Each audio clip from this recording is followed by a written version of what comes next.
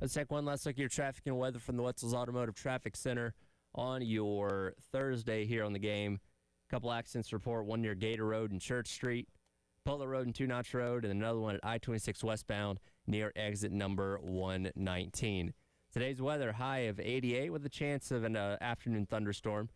Same thing tomorrow with a high of 87 and scattered thunderstorms on Saturday with a high of 89. That's your traffic and weather from the Wetzel's Automotive Traffic Center here in the early game.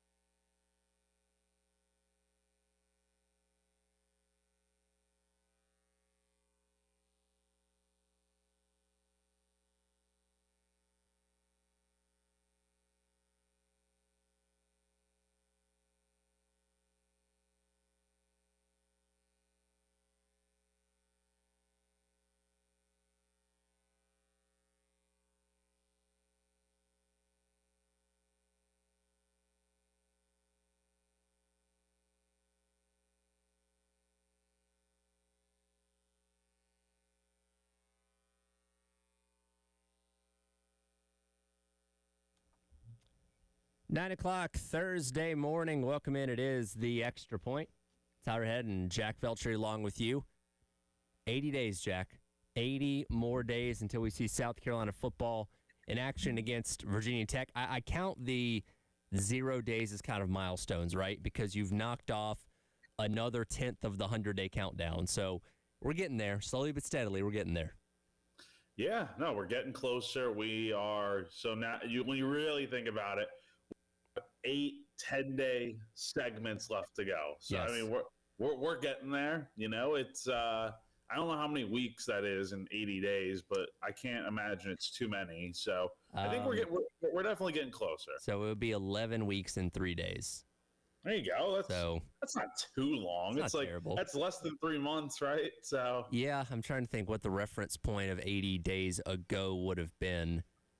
It's too much math to do off the top of my head. But either way, we're getting there slowly but steadily. We'll get there and see plenty of hopefully fun things this fall with South Carolina football. We'll get to some of the latest news coming up here in just a couple minutes with a new ad in the transfer portal last night, as well as the full slate of TV windows being announced yesterday for the upcoming season. But real quick, last night, Game 3 of the NBA Finals, Indiana jumps back ahead 2-1. I think a lot of us thought, okay, cool. You came back in game number 1. That's nice. That's cute. OKC did what we expected him to do in game number 2, but that first game back at Gamebridge last night, Indiana, impressive fourth quarter, and now they're up a game, 2-1. Yeah, no, I mean, that home court advantage is it's definitely, and that was, I was listening to the post game last night with Scott Van Pelt, and I think Pascal Siakam was on, and he was just talking about how insane the crowd was out at the field house in Indiana. And yeah, just, I mean, that's a big win for the Pacers right there. I mean, they got really nice performances last night all across the board, and to be able to take a game or take another game here from the Thunder, I mean, they're up 2-1, got 4 coming up at home here in a few days. If they go up 3-1, I know we've seen a 3-1 lead be blown before in the finals in recent memory, but I mean, the Pacers, if they can get a Game 4 win, they have a real chance to close this thing out pretty. So big win for them last night. Well, it's like Tyrese Halliburton. Remember that there are 3 other quarters of basketball that you are allowed to be competitive and score points in, which he was able to do last night. Besides just the fourth quarter, which again, the fourth quarter is a monster. They really ran him into the ground at that point. And yeah, now this series gets very, very interesting because if they jump up 3-1, I think in the past 41 finals, I read this morning, the team that's up 2-1 typically wins about 80% of the time. So kind of in the favor of the Pacers right now.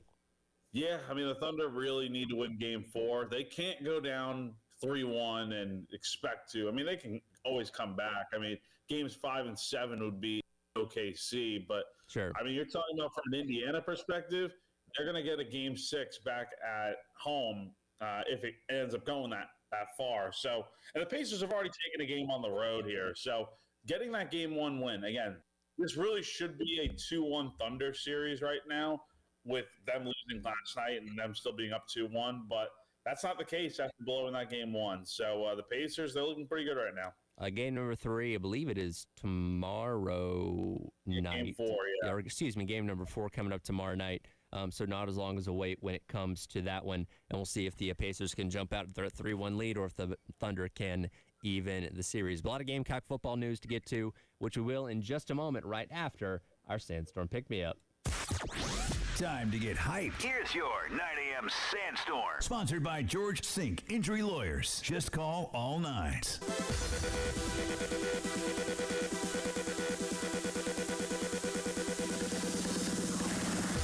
It is time for your 9 a.m. Sandstorm Pick-Me-Up, brought to you by South Carolina's largest injury law firm, George Sink Injury Lawyers.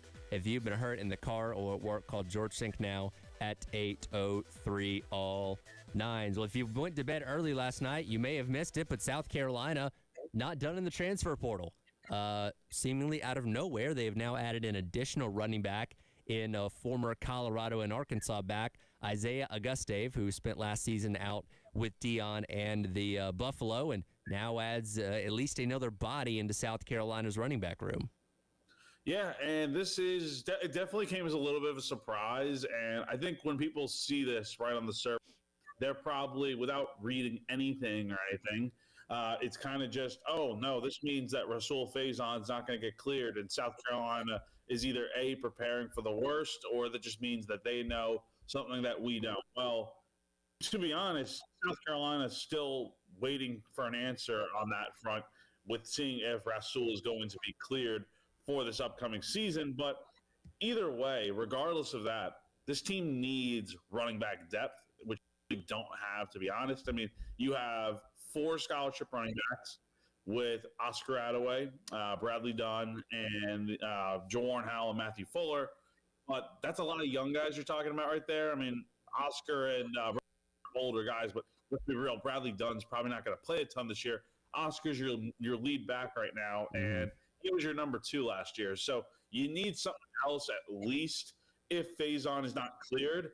But either way, this is a nice solution because he led Colorado in rushing last year. He had 394 yards on the ground and scored 4 touchdowns. And so this is a nice little pickup and something that we talked about before, Tyler. Like, is South Carolina going to be able to find a running back here this late in the game in the portal? Well, they have, and this seems to be about as good of an addition as they could have made with the circumstances that are currently out there. Yeah, and I don't think it's a telling sign one way or the other about what's going to happen with Faison's eligibility because, again, we're still in this wait-and-see period. I do think it's smart play, though, that given the fact that it has taken this long, maybe it gets done before the season starts, maybe it doesn't. And again, it's not that we're, expecting him to get denied. We just don't know either way at this point. So you don't know how long the NCAA is going to drag this out for. Obviously, they have their own share of problems when it comes to new lawsuits and things like that on the wake of the House settlement getting approved the other day. So there's no telling. But, yeah, having at least another viable back in that room is not a bad option. And again, no disrespect to Bradley Dunn, but he was not somebody that you feel like is going to be a featured part of this rotation at running back this upcoming season. And if you were down to just Oscar Attaway, Jawarn Howell, and Matthew Fuller, that's a light rotation. Most teams typically carry at least 4 scholarship running backs, if not more than that. And look, if you don't have Rasul Faison, you probably don't have that one feature back that you're going to use the majority of time like you had Rocket Sanders a season ago. But if you have Augustave, if you have Oscar Attaway, Fuller, and Howell, then that's probably a decent room to have a back-by-committee approach. And look, if somebody pops out of that room and can establish themselves as the one true lead running back, then that's great. But I don't think, you're sweating quite as much now as you were maybe last week if Rasul Faison doesn't get approved. Yeah, and if Rasul eventually does get cleared, then look at the running back room that you have. It's a pretty good one, to be honest with. You have 5 guys in there, plus Bradley Dunn, that makes up a really nice room. But again, if you don't have Rasul going into the year, and these are your 4 guys that you're really working with, I'm talking about, again, Augustave, Oscar, Fuller, and if that's your 4, I think you feel pretty good about that. And as you mentioned, Tyler, someone could potentially step up in that room and take over the bulk of the carries that maybe a guy like Faison would have had if he's not cleared. And that's a pretty good thing to think about especially if it's one of those young guys like Fuller or Howell that redshirted last year, got limited opportunities, and if they're able to break out this year, that's a running back that you have at least for a few more seasons. And I know when you look at Auguste's numbers between his time at Colorado and his time in Arkansas, they don't really wow you. Again, just slightly under 400 yards last year for an offense that didn't run the ball particularly well out there in Colorado, and Arkansas having just over 202 yards but didn't play in every game there. But one thing that really stands out to me, and if you watched Colorado football last year or remember Arkansas 2 seasons ago, those were both god-awful offensive lines. Colorado was one of the worst teams last year when it came to giving up sacks, and obviously when you're giving up a lot of sacks, you're probably not too good at running the ball either. So I don't think Auguste's had the opportunity to run behind a really good offensive line in his college career. And again, South Carolina's had their own struggles with it these past couple of years, and we certainly hope it's going to be better this year. But if you can have a decent offensive line to open up holes in the running game, I think this is a guy that can be successful. When you do look at his numbers at those prior 2 stops, 75% of his yards in his college career are coming after contact. So he's getting hit pretty quickly after he gets the ball, but he's making the most out of it, getting 3, 4, 5 yards of carry on plays that otherwise should be kind of stopped near the line of scrimmage. So he's doing the best with what he's had so far. If you can give him a decent offensive line to play behind, I think this guy can give you some good stuff, though. And South Carolina's offensive line, we don't know for sure what it's going to look like in terms of like how it's going to be. And yes, they had a consistent starting 5 last season, which was ended up being pretty good.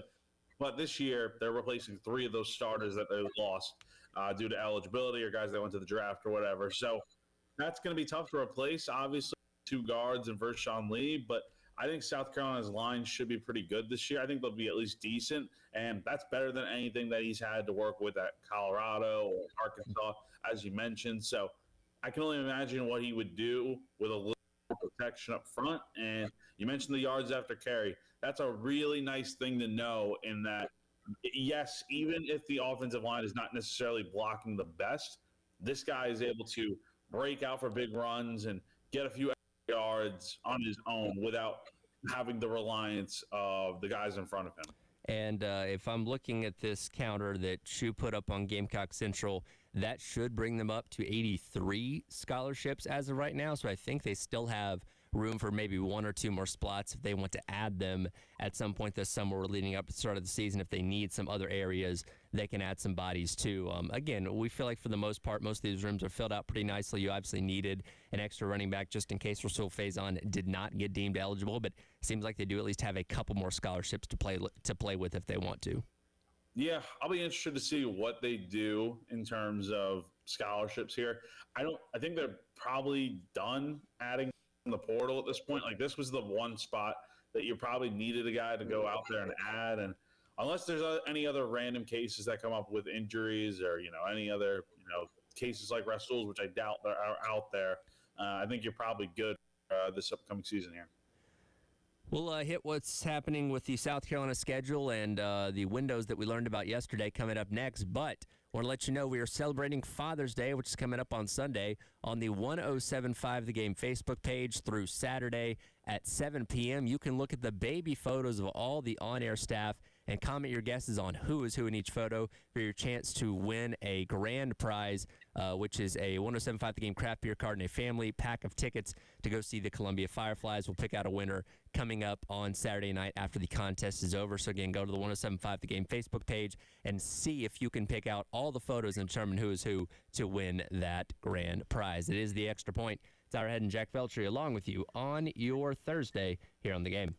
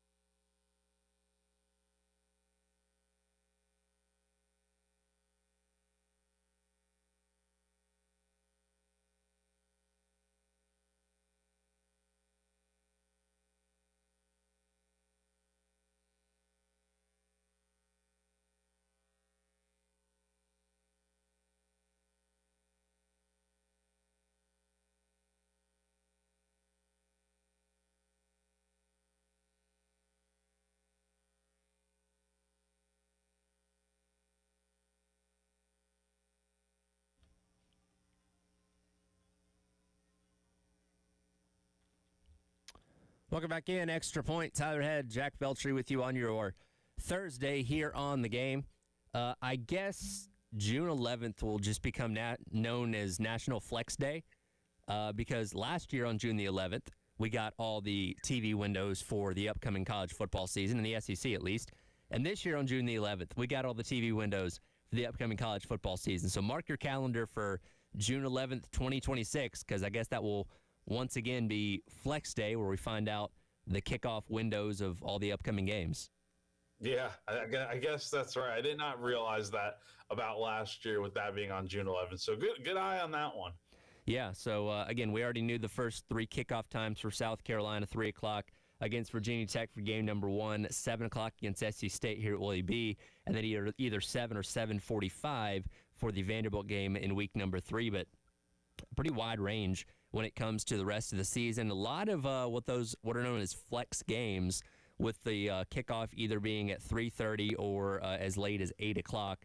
Those games include LSU on the road, Ole Miss on the road, the Coastal Carolina game here at South Carolina, as well as the Alabama game here at home too. So a good, as well as Kentucky and Missouri as well. So a lot of games that feature South Carolina either in that middle afternoon slot or on into the night, which I feel like is kind of a good sign. The fewer noon games, the better, I feel like. So the more games you have the option of playing in those more primetime spots of late afternoon or evening is a sign that your program's probably in a good place. Yeah, and for South Carolina, you mentioned the fact that there's going to be a lot of noon games this year. South Carolina could potentially have up to 3 this season. With you have Oklahoma and Texas A&M; those are both the early slots in the time windows, and that would be between 12 to 1 p.m. And the only noon game that we do know for sure, I know this has rubbed a lot of people the wrong way, but the Clemson game being at noon again. And to be fair, to South Carolina's credit, they do seem to play better against Clemson in the noon slot. They've beaten them 2 last 3 seasons when the game has been at noon. And granted, it's been at Clemson, but this year being at Williams-Brice, it's an opportunity to get another win. Yeah, I can understand the pushback of, hey, you'd rather play your rival at night at home, especially in a game as big as that one could be this year, which we'll get into coming up a little bit more specifically here in a couple minutes. But yeah, the past couple years they played that game at noon, albeit those being on the road at Memorial Stadium. South Carolina has gotten the better of them. So maybe that's kind of the magic elixir for South Carolina right now, is getting the Tigers early in the day. Yeah, and then the only other slot that we haven't covered yet is Coastal Carolina, which is going to be played in the afternoon, which is between that 3:30 to 4:30 time. So yeah, I was going to say that one sticks out to me as like a 4 o'clock, 4:15 kick on the SEC network. Yeah, I would say the same thing. I mean, that's the week before Clemson and stuff. And, Coastal's not a bad team necessarily, but it's a team that South Carolina should be able to beat. And there will probably be a lot of matchups like that one, and with lower competition playing against SEC teams. I will say this, and I've said this point many times. I love the fact that we know about these things well ahead of time, because it used to be, okay, you'd find out your week 1 kickoff time, and then the rest of the season was up in the air because you again had CBS and ESPN with 2 different television contracts that would determine things 12 days out. So at least now you can plan ahead a little bit. And yes, you still have a varying range between the 3:30 and 8 o'clock kicks when it comes to these flex games, but it still gives you a general idea, right? Like, okay, if you're going to go to the Clemson game, it's going to be at noon, plan accordingly. If you're going to travel to the Texas A&M game, you got to be in there maybe earlier than you thought in College Station, because that game's going to kick off really early. So it at least allows you to start planning ahead of time for whatever your travel or game day experiences are going to be. Yeah, absolutely. I mean, even with these flex spots, you're not flying home that night after a game. You're going to be probably staying overnight. So, it's a lot easier now to look at this and be like, yeah, okay, like we know what we got to do travel-wise for these trips coming up. And honestly, these flex spots, there are a lot of them, and I am interested to see how many of them actually do end up being night games, because they are some of the bigger matchups on South Carolina's schedule, like the Alabamas of the world and the LSUs, and obviously Ole Miss. So let's take a look at that. Like you said, the flex games are at Missouri, home against Kentucky, at LSU, home against Bama, and at Ole Miss. If you could only pick, if I gave you the option of 2 night games, 1 on the road and 1 at home, out of those 5 options, which 2 are you picking? I would probably say Alabama's. I think Alabama's got to be a night game for sure.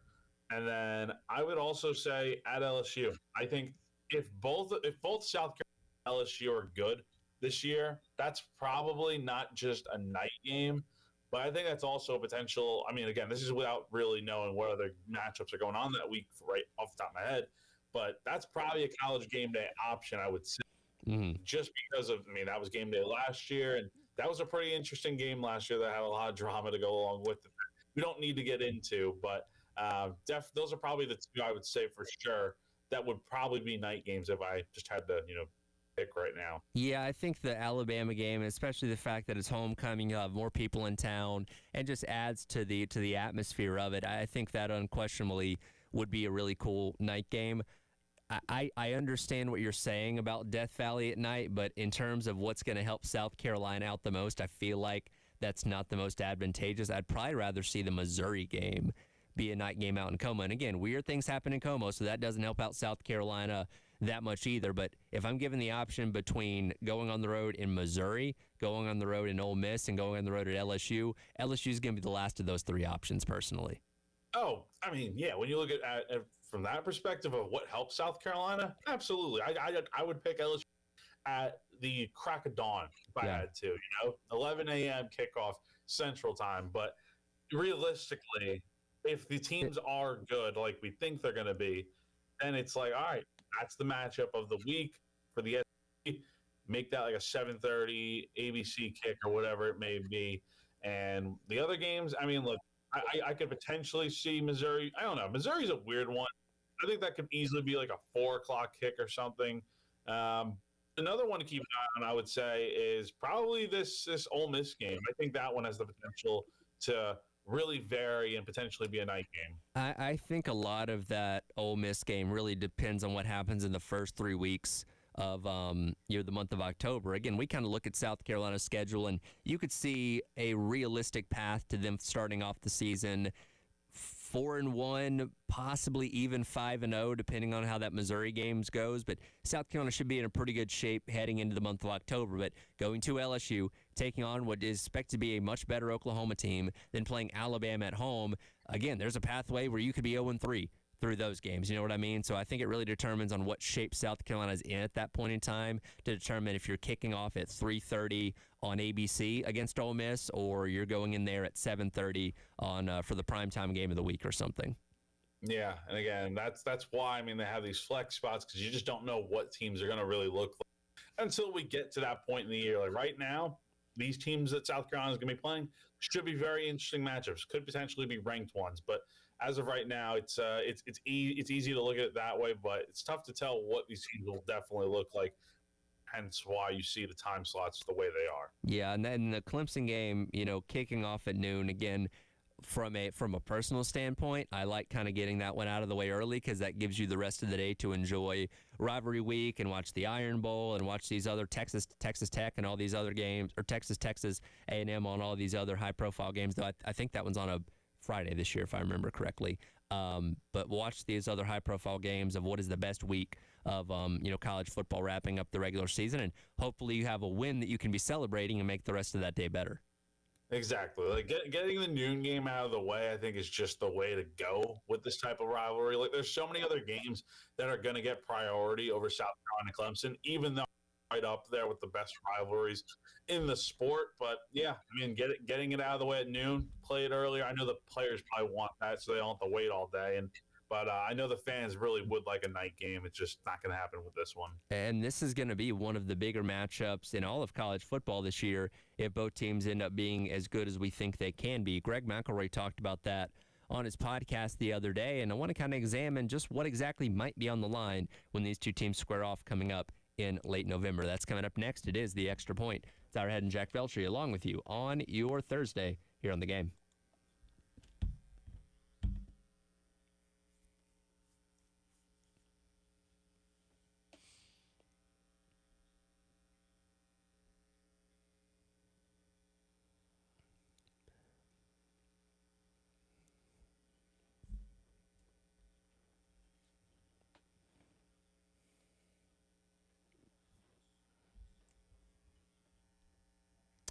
Tyrad here for our friends over at Canty Foundation Specialist. I was driving into work yesterday, and on the other side of the interstate, I saw a Canty Foundation Specialist truck heading in the other direction. I thought to myself, well, somebody's got a foundation problem, and Canty is on the way to get that fixed, because that's what they do. I tell you about it all the time. You need to keep an eye around your home for things that may be a little bit off or a little bit odd. Things like cracks in your exterior brick, cracks in walls or above windows and door frames, doors or windows that might be sticking, uneven or bouncy floors, or cracks over your garage door. If you notice any of these problems with your home, you could have serious foundation problems, and that's where our friends at Canty Foundation Specialist come in. They'll show up at your house and evaluate your foundation issues and get them fixed so you and your family can live without worry going forward. Go online to schedule an appointment today at cantycanfix.com for our friends over at Canty Foundation Specialist.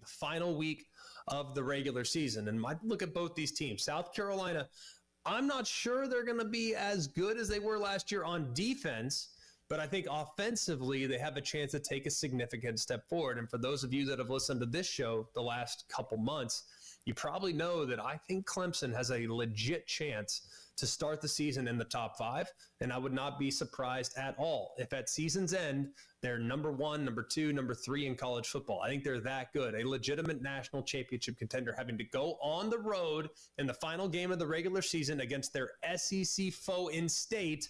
That's always one of my favorite rivalries, and it will be an awesome one to consume again here in 25.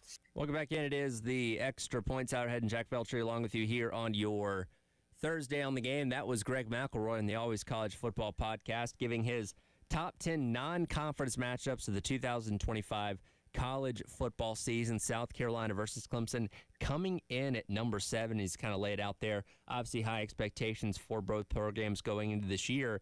And we talked about this last November. Last year's matchup, from a what's at stake standpoint, was the highest stakes matchup in the history of the rivalry. Both teams went in there with playoff hopes on the line. Now, yes, Clemson still found their way into the playoff by virtue of winning the ACC championship game the next week, and South Carolina just narrowly missed out, being one of the first 3 teams on the outside looking in. But both teams went in there with a legitimate chance and legitimate shot to make a case for the college football playoff, which had never happened prior in the 10 years of the 14 playoff, and in the years even where South Carolina was winning 10, 11 games and Clemson was a solid program too, there was never a time where both teams went in there with legitimate national championship hopes still on the line. Yeah, and that's what makes this different than any other era of South Carolina and Clemson in the football rivalry. I mean, last year, like you said, the stakes were definitely high. And even though South Carolina didn't make it into the playoff, I mean, in a way, it kind of ruined Clemson's playoff hopes with them needing to, win the ACC to get into the playoff at that point. So, which of course they did.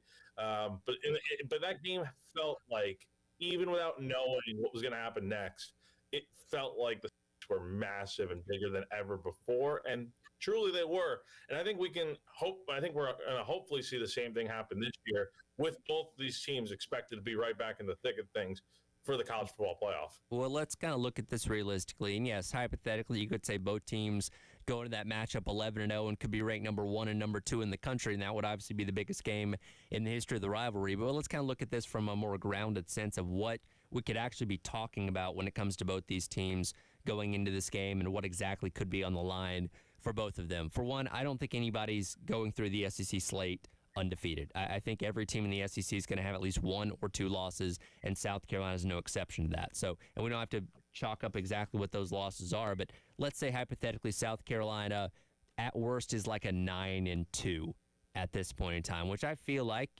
given how tough South Carolina's schedule is, that should probably still find you somewhere in the back half of the top 10 probably in terms of the college football playoff standings. Yeah, no, I would say so. I think 9-2 probably finds you right about there, because I agree with you. I don't think there's going to be an SEC team, maybe an Alabama or Georgia or somebody, or Texas. One of those teams maybe goes undefeated, but I still find that to be very hard to do, especially since the schedule is just basically flipped this year. And some teams that were bad last year might be better this year. So I think there's a very good chance that we see a lot of teams with 1 or 2 losses in conference play. And yeah, South Carolina is going to be right in the thick of that. Now with Clemson, I think Clemson's probably also going to have a loss or 2 on that schedule, because don't forget, they play LSU week 1. And I mean, if Clemson's able to win that, you feel pretty good about what they're going to do the rest of the year. I mean, they'll have to play the ACC schedule, which they should be able to handle. But obviously, I wouldn't be shocked if we see Clemson with a loss or 2 as well. Yeah, looking at their schedule, and again, the ACC slate's obviously a lot easier than the SEC slate is. So, they don't have to play Miami this season, at least in the regular season. They have a trip to Georgia Tech, which I think could be tricky. They do play SMU, who, again, they beat in the conference championship game a year ago, coming up in late October. We'll see what Florida State's going to be. I can't imagine they're going to be as bad as they were last year, but you never know. And then the week following that, they do have a road trip on a Friday night, no less, to take on Louisville. So I'm going to err that Clemson's probably going to be able to win most of these games, but just given the law of averages, I feel like they're going to slip up at least once. So theoretically, a 10-1 Clemson team, which is probably going to be good enough to have you somewhere ranked around, what, 5th maybe? Yeah, I would say so. And I think some of these road trips that Clemson has, like you mentioned the Georgia Tech game, and then you have, Syracuse at home, and then the next 2 weeks are on the road going to North Carolina and Boston College. I could see one of those games on the road probably going against Clemson, just because I think it's tough to win on the road in college football in general, not just in the SEC, but the ACC as well. You never know. It could be teams weak, and who knows what North Carolina is going to look like. Georgia Tech is coming off a season where I think they're going to be even better this year. And then the one that gets me very interested, besides SMU coming to Clemson, I'd probably say, outside of Florida State as well, is Louisville on a Friday night. I think that could be really tricky, and it comes 2 weeks before South Carolina and Clemson face off. So, yeah, there's definitely room for Clemson to do a lot of damage this year, but there's also a way in which I could see this team maybe with 2 to 3 losses heading into that rivalry game. And for reference, last year, South Carolina was ranked 15th. Clemson was ranked number 12 in the college football playoff poll going into the weekend. Again, Clemson, that win for Clemson would have, I feel like, cemented them as an at-large bid, potentially no matter what. Obviously, them losing to South Carolina meant their only path to make the playoff was by winning the ACC championship game, which obviously ended up happening, a week later. But again, if these hypothetical scenarios end up playing out, and again, there's a lot of variables and a lot of football to be played between now and then, a top 10 matchup where both teams are vying for college football playoff spots. You know what? Actually, now that I think about it, would that still be the highest stakes in the rivalry if that did happen? Because last year we felt like that game was a de facto eliminator. Like the loser was going to not have any shot at making the playoff. Obviously, Clemson still made their way in, but had South Carolina lost that, without question, there would have had no shot of making the playoff, being at an 8-4 team in the regular season. If both teams are in the top 10 and feel like they're probably going to make the college football playoff anyway, do we feel like the stakes are still that high? I would say so. I think the stakes will still be very much high if these teams are in contention to get a playoff spot. The thing about last year that I think we all kind of forget is that it still was a de facto playoff in a lot of ways, or at least it should have been, because Clemson did get some help from the rest of the ACC. It was from Syracuse winning their final game of the year, which kind of helped Clemson get into the get into the ACC championship game, which then they went on to beat SMU in a thrilling win to be able to get into the playoffs. So in a way, South Carolina did eliminate Clemson from being an at-large bid. But I think this year, if these two teams are still ranked around the same number at 15 or maybe even a little bit higher, we're definitely talking about two teams that are going to be fighting for a playoff spot in that final game of the year. Yeah, and again, we're talking about obviously best case scenarios with these teams. Again, Clemson has a much easier slate going through the ACC than South Carolina does. I hope we're not talking about a South Carolina team that, like 2 years ago, is going into this game fighting to just try and reach bowl eligibility and get that 6th win. But again, there's a lot of unanswered questions about this team. A lot of things we don't know that could end up being a major problem. But we're going to be positive for right now. We have one of the better quarterbacks in the country. We certainly have one of the best edge rushers in the country coming back, and a head coach that's obviously got this program in a pretty good place. So hopefully, as the season goes along, we learn just how good this team can be, and that rivalry game coming up at the end of the season can have all those kind of same marbles on the line like last year. Yeah, no, I mean, last year's game was a real thriller on its own, but I mean, the hype coming into that one felt legit. I definitely hope and expect the same thing for this year, potentially with even more stakes on the line. We'll take a look at what some of the other games that Greg McElroy deemed as some of the biggest non-conference matchups in this upcoming 2025 college football season to wrap up hour number 1 of the Extra Point. By the way, if you miss anything from any of our shows, you can check out the game audio on-demand podcasting on 1075thegame.com and video on-demand podcasting at The Game TV Radio on YouTube. It's all sponsored by our friends over at Modern Exterminating. It is the Extra Point. Tyler Head and Jack Beltry with you on your Thursday here on The Game.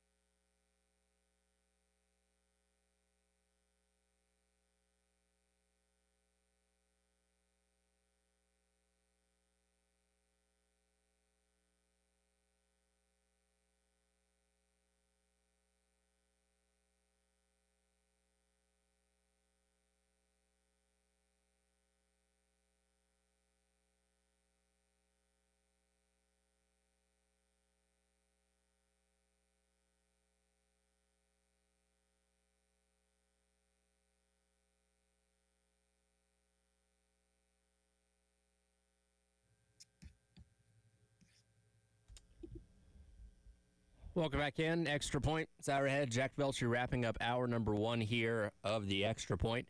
Coming up next in 10 o'clock hour is the Gamecock Club Hour presented by Krantz Cooling and Heating. Myself and Chris Clark will be talking to Nathan Franks of Gamecock Men's Golf after he wrapped up a very successful career this past season. Also got to play on the PGA Tour as well down at the Myrtle Beach Classic. We'll dive into that and maybe get his thoughts on the U.S. Open that's getting rolling today as well. But as we wrap up the hour here, we talked in the last segment about Greg McElroy's thoughts on the South Carolina-Clemson game being one of the biggest non-conference matchups of this entire year. He put it at number 7 on his top 10 list. Kind of examined some of these other games that he has on the list. Starting at number 3, we got Oklahoma and Michigan. That being an early season matchup, the one that Sharon Moore is unself-suspending himself for, because of course he's an Oklahoma alum. And I feel like this is one that's getting overlooked a lot because both these teams weren't great last year. Obviously, Michigan pulled off the big upset against Ohio State, and Oklahoma once again underwhelmed in year number 3 under Brent Venables. But I fully expect both these teams to be a whole lot better this year. Maybe not playoff contenders necessarily, but this could be a pretty fun matchup. I think it's in week number 3 when Oklahoma takes on Michigan. And it's early enough in the season to where we're still learning a lot about these teams. So it's like this matchup, we're in November, and these teams weren't very good. We know that. Now, how much better are these teams going to be this year? I mean, Michigan, their season turned around with those last 2 wins over the year over Ohio State and Alabama. But before that, I mean, they were struggling throughout the year. At Oklahoma, they were abysmal last year. So the fact that these teams are going to be better this year, it's in Norman, under the lights, going to be a very exciting early season matchup between 2 of the more historic programs in college football. And looking at Michigan's schedule here, because they play New Mexico. It's a week number 2 game, by the way. They play New Mexico in week number 1. This is going to be our first chance to really evaluate Bryce Underwood, right? Because they can probably beat New Mexico 70-7 or something like that. It's not really going to tell us anything. But that week 2 matchup, especially on the road in a tough place to play like Oklahoma against a very good defense coached by Brent Venables, I think it's going to really tell us how good this guy is. Yeah, no, absolutely. We'll learn a lot about this guy and how he kind of handles the pressure of being under the lights, playing against an SEC team. You mentioned it, a very, very good defense, one that caused a lot of problems for teams last year. So this should be one of the more exciting matchups, especially week 2 slate. Number 2, it's the week 1 matchup, as we alluded to earlier, is the Battle of the Death Valleys with LSU taking on Clemson. I lean Clemson in this one. I do think LSU is a very good team. They underwhelmed last year as they did the year before, despite the talent that they had. But I don't know. This could be a fun one in week number 1 as well. I got to say, man, this is probably my most exciting matchup of the year. Yes, I know what's in the number 1 slot. Yes, this is the biggest game that Saturday for sure of week 1. But LSU Clemson, I really do think has the chance to be the best matchup of the weekend, just because these are 2 great teams, but also 2 fantastic quarterbacks going up against each other. And Meyer and Kate Klubnik should be a really good one.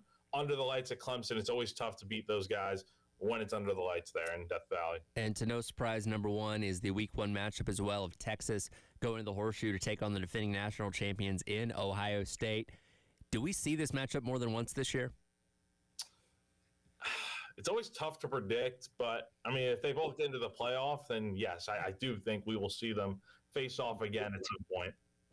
I think both these teams will be very good.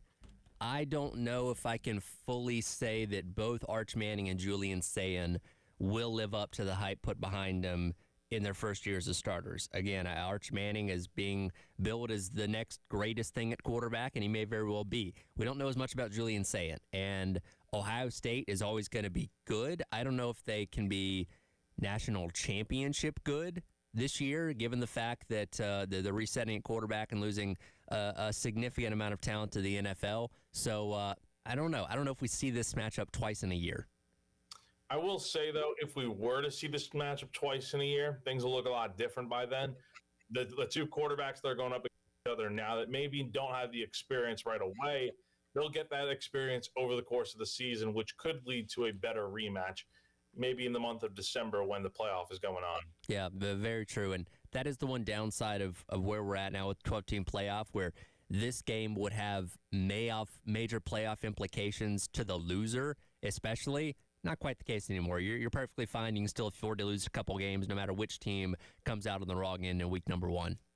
Yeah, which I think is much better for the sport, I think, right now, where your season's not over if you lose one game. You could still afford to play and potentially win your conference and all that. But this should be a really thrilling match to open the year. Well, that game only 79 days away. South Carolina only 80 days away from kicking off against Virginia Tech. And we'll dive more into this kind of stuff coming up tomorrow as we wrap up the week. See you then, Jack. Yep. Yeah, see you then. Gamecock Club Hour presented by Krantz Cooling and Heating. Up next, Nathan Franks of Gamecock Golf joining us to start off the hour here on The Game.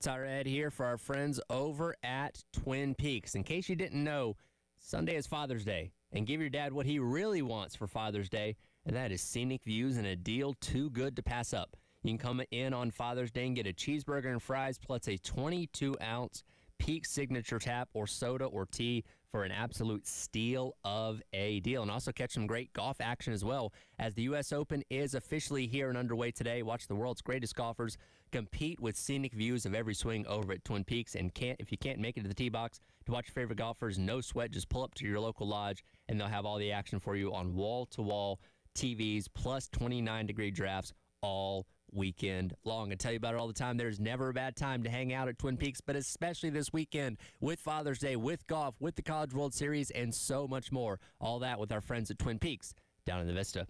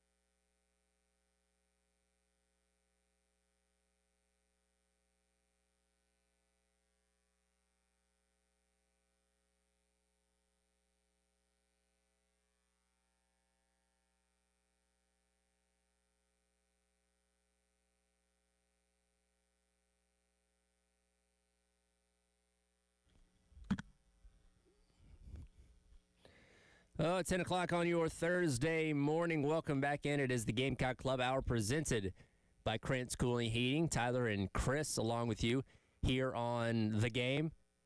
Chris, we are 80 days away from kickoff. Don't worry, I'll get you your trivia question with Wes coming up in the 11 o'clock hour. But, you know, as a lot of sports seem to be kind of slowing down, we turn our attention to golf. And a pretty big event this weekend that gets rolling today out in Oakmont, U.S. Open.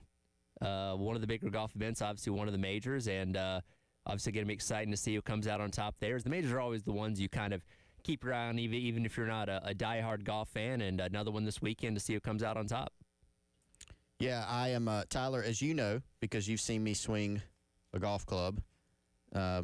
Not my bag, not my best sport. You give it a good effort. I give it a good effort. I'll say that. How about our guy Josh, though, over at Pro Swing? Josh sweating profusely in the process. Multiple now on his record holes in one, though. Yes, the Pro I Swing. will give him credit for that. What hole is that he does? I can't even remember. It's was it a par 3? Yeah, it's a little par 3. It's at one of the famous courses. Maybe our next guest can give us some insight into some old ones. Maybe so. And, you know, we talk about the U.S. Open. We could be talking about somebody that in years' time could be playing in that event himself one day from Gamecock Men's Golf. Nathan Franks joining us now on the Love Chevrolet phone lines. Nathan, appreciate you taking your time with us today. How you doing? I'm doing great. Thanks for having me on. Very cool. You got a favorite for the U.S. Open this weekend? Well, I mean, it's obviously one of my teammates is playing in it. He qualified his way in, and Frankie Harris. So obviously, I'm rooting for him this week. But I mean, it's hard to not be basic and pick Rory or Scotty. I don't know. Rory said he's trying to find that motivation after winning the Masters. So maybe not high on the list of favorites for this weekend. I mean, yeah, but he's also already 2 under through 6, so he's in third right now. Strong start.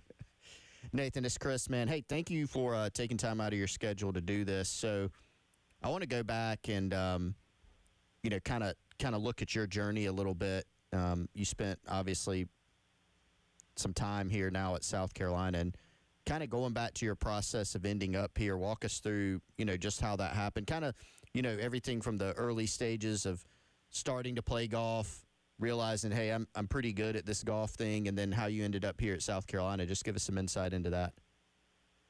Well, I mean, I started playing golf when I was really young. I started going to the golf course really when I could walk, or maybe even before. And I don't completely remember that. But, I mean, I've always loved it. I played a lot of different sports, youth sports growing up. But, I mean, I think it was obvious that golf's the one I was the best at. And, I don't know, I just always enjoyed it. And for going through the recruiting process, the rules were different. I committed in 10th grade, but I just wanted to stay somewhere close to home, being from Spartanburg. USC is it's the big school around where we are, other than, the yucky school. And good answer. And then, I don't know, in the SEC, it's the best conference in the country, and hard to say no to that. So what does the recruiting process for golf look like? We're very familiar with football, baseball, basketball, the kind of more commonly, known sports. But when it comes to finding out who can golf at the next level in college, what's that look like? Well, I mean, it's a little similar, a little bit different. Obviously you don't have as many 4-star, 5-star rankings as you do in football, baseball, basketball. And but I mean, there's still obviously your junior golf rankings and junior golf scoreboard where it ranks based on what you play and how you finish in every tournament you play in. And then you just have to call coaches you're interested in, or they call you, I guess now, which is they've kind of fixed that recruiting process. But you just gotta hope you play good when they come out and watch, I guess. Nathan, did you grow up playing any other sports, and how close attention do you pay to some of the other sports that are going on around you here at Carolina when you're not busy, practicing and playing on the course? Well, I mean, obviously everybody pays attention to football. And basketball, of course, last year was a lot more fun to pay attention to than this year, but I still went to some games. But my girlfriend played softball, so I think I've been to every home game that I didn't have class during for softball the last 3 years. And who would that be, if you don't mind me asking? Brooke Blankenship. Okay. Shortstop. Power couple right there. Yeah, at the top of their respective games for sure. Very cool. Nah, Brooke, we've had her on the show. Nathan, hopefully you listened to. Well, I won't get you in trouble by asking on the air if you listen to it, but hopefully Don't get me in trouble. It was I was at practice, and I listened to some of it after. Okay. Well, that's the great part. You can always go back and listen later. I'm sure you did, but yeah, I mean that was cool to watch. I mean, what just kind of. I know you have more keen insight to it than even some others having her play on the team, but what did you think of, the type season that she had, obviously, in her last year at Carolina, and then just that team as a whole? They had one heck of a season that I guess from an outsider standpoint, a lot of people weren't expecting that. I mean, they were picked last in the conference, and then they go and end up hosting a super here in Columbia. How was that, just being able to watch that from where you were? I mean, it was really cool. I mean, I kind of wish I was able to go to the Super, but we're at Nationals, so I guess that's a good excuse not to. But, but I mean, it was really cool. They, I mean, yeah, I guess they were technically picked to finish last, but no one in Columbia ever thought they were going to. I could say that. So they believed in themselves, and they had a great year. Brooke had a great year. Again, talking to really good defensively. Again, talking to Nathan Franks of Gamecock Men's Golf here, talking about Nationals there. You end up tied, finished tied for 18th at the NCAA Championships to wrap up your career at South Carolina, becoming only the 8th Gamecock in the history to finish in that top 20 in the National Championship. How do you kind of reflect back in your career and ending it that way for your time here at South Carolina? I mean, it's definitely cool to actually get there this year, and something we haven't done in the years past. I'm just mainly glad as a team we got there. I mean, I never went to regionals by myself, or nationals, but everybody always said that it sucks to not have your team there with you. So I'm just glad we were able to do that as a group. By the way, Tyler, is what we were looking at on the U.S. Open on the TVs here in the station is live, I think. Yes, it is. They started earlier on this morning. J.J. Spawn at the top of the leaderboard right now. He's -4. I also got an answer for our guy Josh, Number 7 on Pebble Beach is the okay. Nathan, our guy Josh, who does sales for us over here at Pro Swing in Forest Acres location. He gets on number 7 at Pebble Beach, and as Tyler said, he's just sweating profusely. He's hitting about 500 balls, but he does have, I think, 2 holes in one on that course. What do you think about that? Not bad, huh? That's 2 more than I have ever, so that's pretty nice. It is on a simulator, but have you been over to Pro Swing yet? No, but I know right where it is. I lived over there kind of close to it. Okay, we're gonna get that set up. We got to get him out there right after this. I'm gonna connect you with our guys over there. He will definitely put you guys to shame. I think we can. That goes without question. Have a hole in one off between Nathan Franks and Josh. I'm going to put my money on Nathan pretty easily. I don't know. I've never had one, so don't do that. There's first time for everything. I think if you take as many swings as Josh, that I like your chances there. But Nathan, so tell us now, your process, like academically. What have you been studying here at Carolina, and then what are your next steps, like professionally, in terms of golf, or away from golf? Like, what does your next 5-10 years look like, if you can map that out at all for us? Well, at Carolina, I majored in finance and operations and supply chain, with the concentration in business analytics. But, as every athlete says, hopefully I don't ever have to use it. And I can just play golf forever. But right now, or this summer, I'm going to Canada to play the PGA Tour Americas, or the North American portion. And that runs through July, August, and September. And then depending on how I play up there, I'll see what happens from there. But either get Corn Ferry status or go to Q school and try to get to the Corn Ferry that way, depending on how the summer goes. Again, talking to Nathan Franks of Gamecock Men's Golf. You made your PGA Tour debut not long ago out at the Myrtle Beach Classic. You had to qualify through an event back in March. And if I'm reading this correctly, did you have to keep it a secret for like 2 months before they could post the actual event on YouTube? How did that go down? Yeah, I mean, I could tell Coach and my parents and Bo Carpenter, who's also on the team, went and caddied for me, so he knew. But none of the other guys on the team knew, and we weren't allowed to tell anybody until the video came out on May 5th. How hard was that? How hard was that? I mean, it was kind of difficult. They asked a lot of questions about it because they knew where I went to go, but I couldn't tell them how it went. Well, we ask people a lot, when they get into college and they're kind of welcome to the SEC moment. We don't get to talk to too many people once they have had a professional experience while you're in the Myrtle Beach Classic. Was there ever like a holy bleep, I'm playing with the pros right now moment? Yeah, I was nervous the first few holes for sure. It's still golf, but like, it's a lot. It's cool seeing so many people out there watching you because, normally golf's like there's no one out there. Unless you're like at some of the bigger amateur events, but it was definitely cool to have like a lot of people out there watching, and I don't know, kind of scared you're gonna hit somebody if you hit one offline, but luckily that didn't happen. Well, hey man, you made the cut, so it went pretty well. Yeah, I played great. I played great, especially the first 2 days. So you mentioned Rory and Scotty being your favorites for U.S. Open, which that seems to be a pretty safe pick. But who are your guys? Like, who do you have any likes? And do you have one guy? Do you have like kind of a stable of guys that you really follow? And then do you have anybody where you're like, honestly, not a huge fan of that particular guy?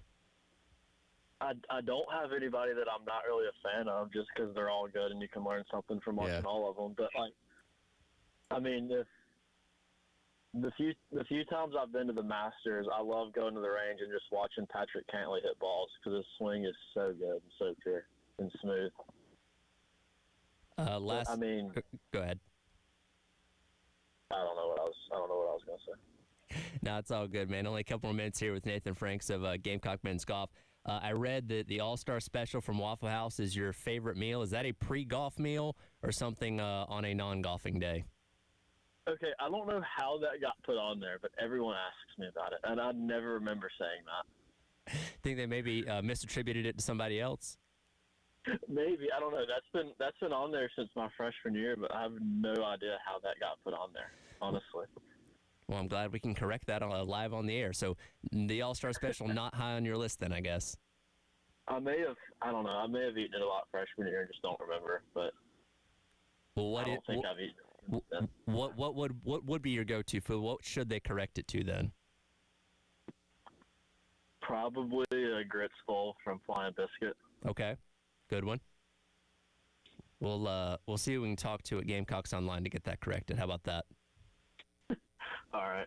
I've never seen that. Like I don't know if I've ever seen an athlete bio on Gamecocks Online that includes anything about food. That's what I was surprised. That's why I wanted to ask about it because I'm like, okay, that's different. We also have Nathan's dream vacation spot. Yeah. Favorite movie and TV show. We learned so much about him just researching for this. I've never seen it. So do you still recommend Arrow? Is that still for a TV show? Is that still like a? It's a very high schooler or middle schooler show, but yeah, it's awesome. I love it. We'll have to check that out. I've seen the whole show like 7 times. He is Nathan Franks of Gamecock Men's Golf. Man, we appreciate you taking a few minutes for us this morning, and we're excited to follow your career going forward. Thanks for having me on. Absolutely. As the Gamecock Club Hour presented by Krantz Cooling and Heating, we'll dive back into Wes's conversation with Mazio Bennett from a little bit earlier on this spring. Coming up next as the hour rolls along, Tyler and Chris, along with you here on your Thursday on the Game.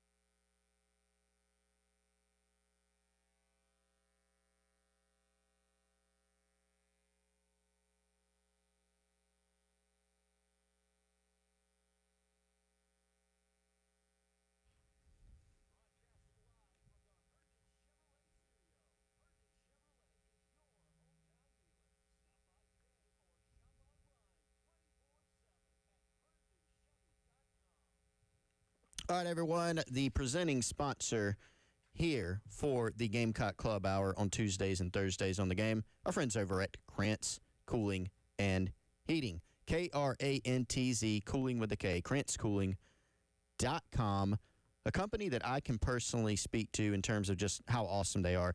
Amazing customer service. When they get out to your home or your business, if you're a business owner that has HVAC, should be all of you, since you're in Columbia, of course, they do an amazing job. Since 1983, the team over at Krantz Cooling and Heating has been providing top-notch service for HVAC all around the Midlands. General Manager Justin Krantz, still in the family business, still doing great stuff. You put in a mini split in my garage. They've taken a look up in my attic at what's going on up there. They can help you with installation, maintenance, and repairs. Anything you need for HVAC, you can trust the folks over at Krantz. 803-672-3224.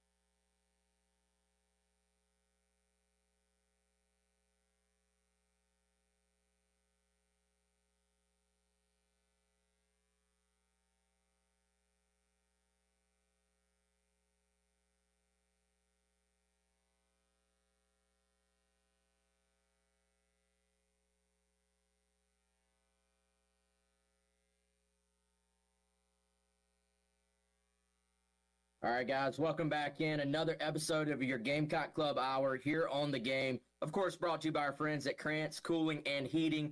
Another special guest from South Carolina football joining us, South Carolina rising sophomore wide receiver, Mazio Bennett. Going through spring practice right now, Mazio, so I know you guys are busy. Yep. Appreciate you taking the time, man. How you been doing? Man, I've been doing great, man. Excited to be back out there, starting back up spring ball, out there playing football, what we love to do. No doubt, man. So going into year 2 now, I'm sure it comes with a certain level of just confidence and comfort level and just kind of knowing what you're stepping into a little bit. So Can you kind of speak to that for us a little bit, just what it's been like stepping into year 2 of spring ball after everything you've gone through kind of the last year or so? Yeah, I mean, honestly, it's just been a blessing, you know what I'm saying? Coming in, being able to be a freshman, getting a good bit of PT, like just having that experience to kind of bleed over into my sophomore year. I feel definitely more comfortable out there. Like, I know what I'm doing. I know what the defense is doing. Like, everything is just, it feels just even more natural than it did last year. Yeah, what do you feel like you took away from last year, man? I mean, I remember freshman year in high school, Mazio, who busting his tail to get recruited, and you kind of had that vision already. I feel like of playing major college football. I know you had high expectations for yourself coming in as a true freshman. You're able to get out there, play a lot, make some big plays. Just what was it actually kind of experiencing something you had been dreaming of for a long time last year as a true freshman? Man, it felt awesome. You know what I'm saying? It felt good knowing that all that work paid off from coming to my freshman to my senior year of high school. Like, just coming from high school to college, that's something I took to heart. You know what I'm saying? Going through the year, I had very high expectations for myself, so I held myself to a high standard, whether that was at practice, in the game, and it just made me grow up a lot, and it made me realize that I can compete, and it's just football at the end of the day. For sure. So you come in, Mike Fury takes over as wide receivers coach. He jokes that he was recruiting you at Limestone as well already. So he definitely was, man. That's crazy. Like, he was definitely recruiting me at Limestone. He used to be in contact with my dad a lot. And I used to be like, man, I'm not going to Limestone, dog. I'm trying to play on the big screen. But, man, God got a way of making things work out. So, man, that was awesome. Yeah, so he gets in, man, and obviously us on the outside, like, we see the resume. We see he played in the NFL, coached in the NFL. Yeah. You're with him on a day-to-day basis. So what has it been like just kind of under the tutelage of Coach Fury, just kind of soaking everything up with him? What's he like as a coach on a day-to-day basis? Man, I feel like Coach Fury, one of the smartest dudes that I know. You know what I'm saying? The knowledge of the game that he has, the mindset that he has for us as wide receivers, like the teaching that he does in that meeting room that we have every day. I mean, it's awesome, and it's second to none. And I feel like Coach Fury has taught me so much about the game of football from a wide receiver standpoint, and just from a overall player standpoint that I didn't know coming into college. And I'm just so blessed and grateful for him.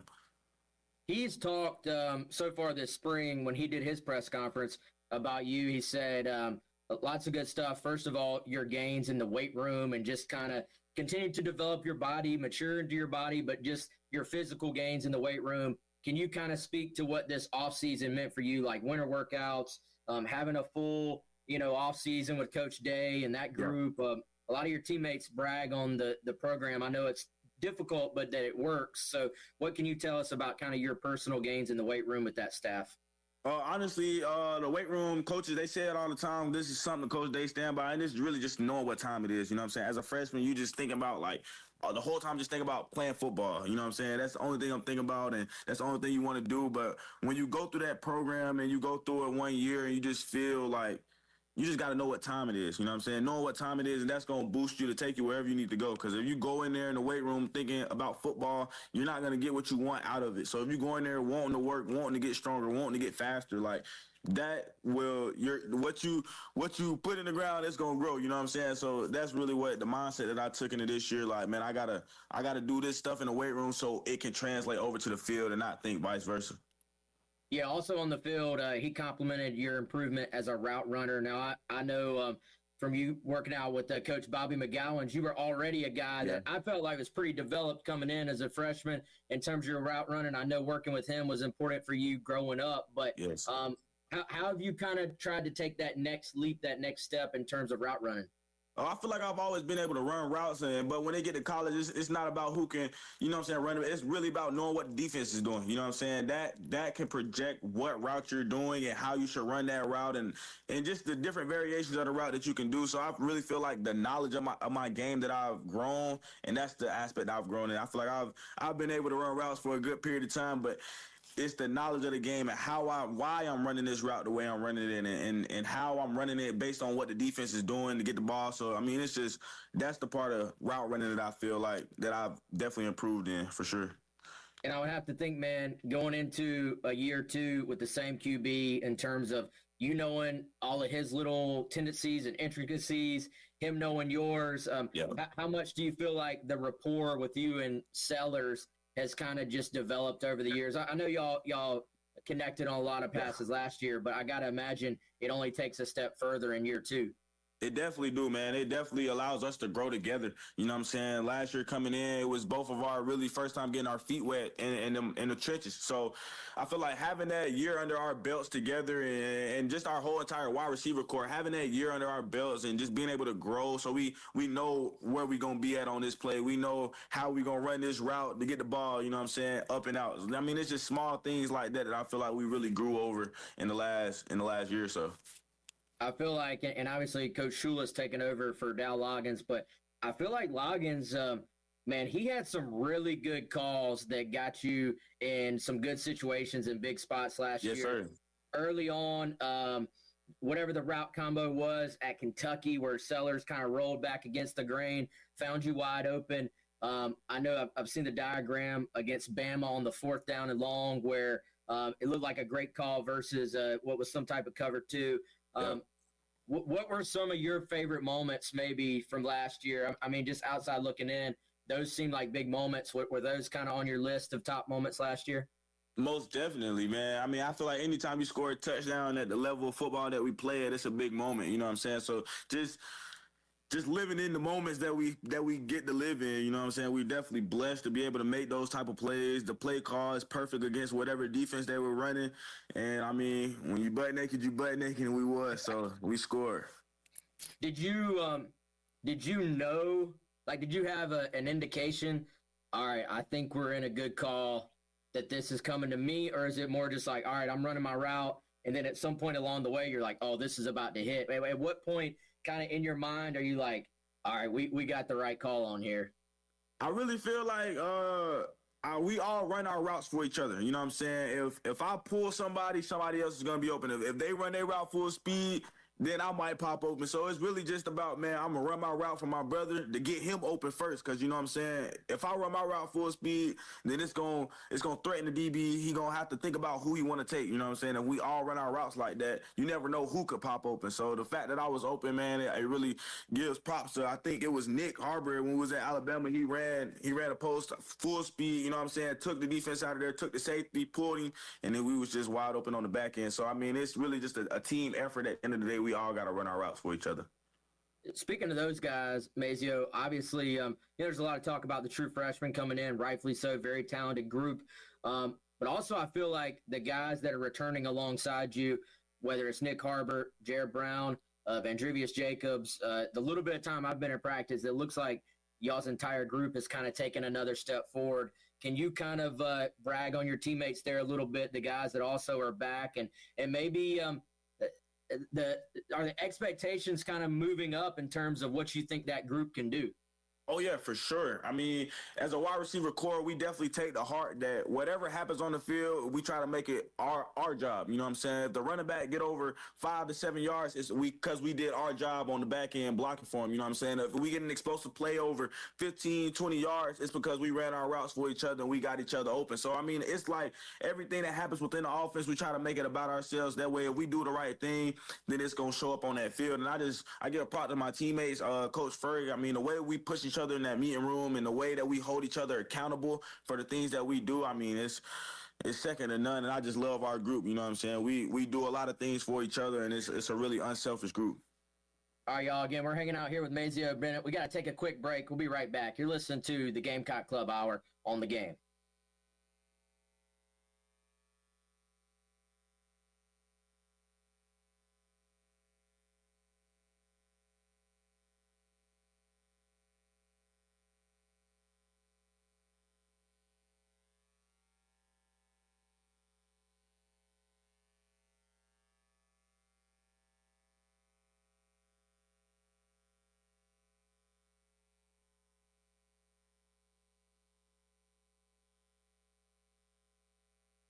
All right, everyone. Tell you about another one of our great partners here on The Game. It's our friends over at Integrated Media, Michael, Nathan, the entire crew, also the brains behind Pro Swing. So you just heard from our guy Nathan Franks there from South Carolina Golf. Going to hook him up, get him out to Pro Swing. If you go over there at their location right on Forest Drive on the main drag, you're going to see all the amazing tech things they've done in there, including not only just golf simulators, but 90-inch flat screen TVs. If you want something like that in your home, whatever it may be, audio-visual equipment, security and cameras, making sure that your Wi-Fi signal is strong throughout your home with no dead spots, you can get it from our friends at Integrated Media. Integrated Media Columbia on Instagram and Facebook. You can see examples of their past work. And you can trust them because they've been to my home, they've been to Wes's home. We can personally speak to the great work they do.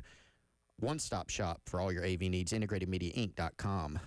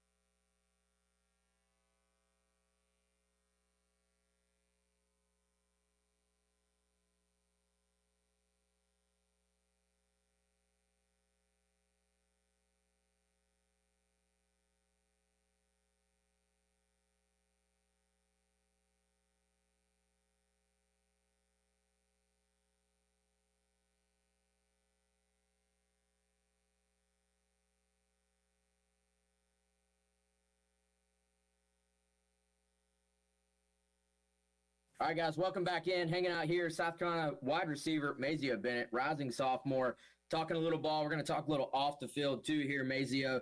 We always ask the guys, all right, if you're not playing football, you're not working out, completely your time, what are you kind of doing just to kind of get your mind off the field a little bit? Any hobbies that take up your time, man? Sure, man. I love my dog. My dog is probably the person that I spend the most time with outside of football. So if it's walking him, playing around with him, I live right here by the river, so we walk along the river all the time. You know what I'm saying? Just to get a little walk in, clear my mind, and allow him to get some exercise in. So that's probably what I spend most of my time doing outside of football, is messing around with Bo. Both? That's his name? How long have you had both?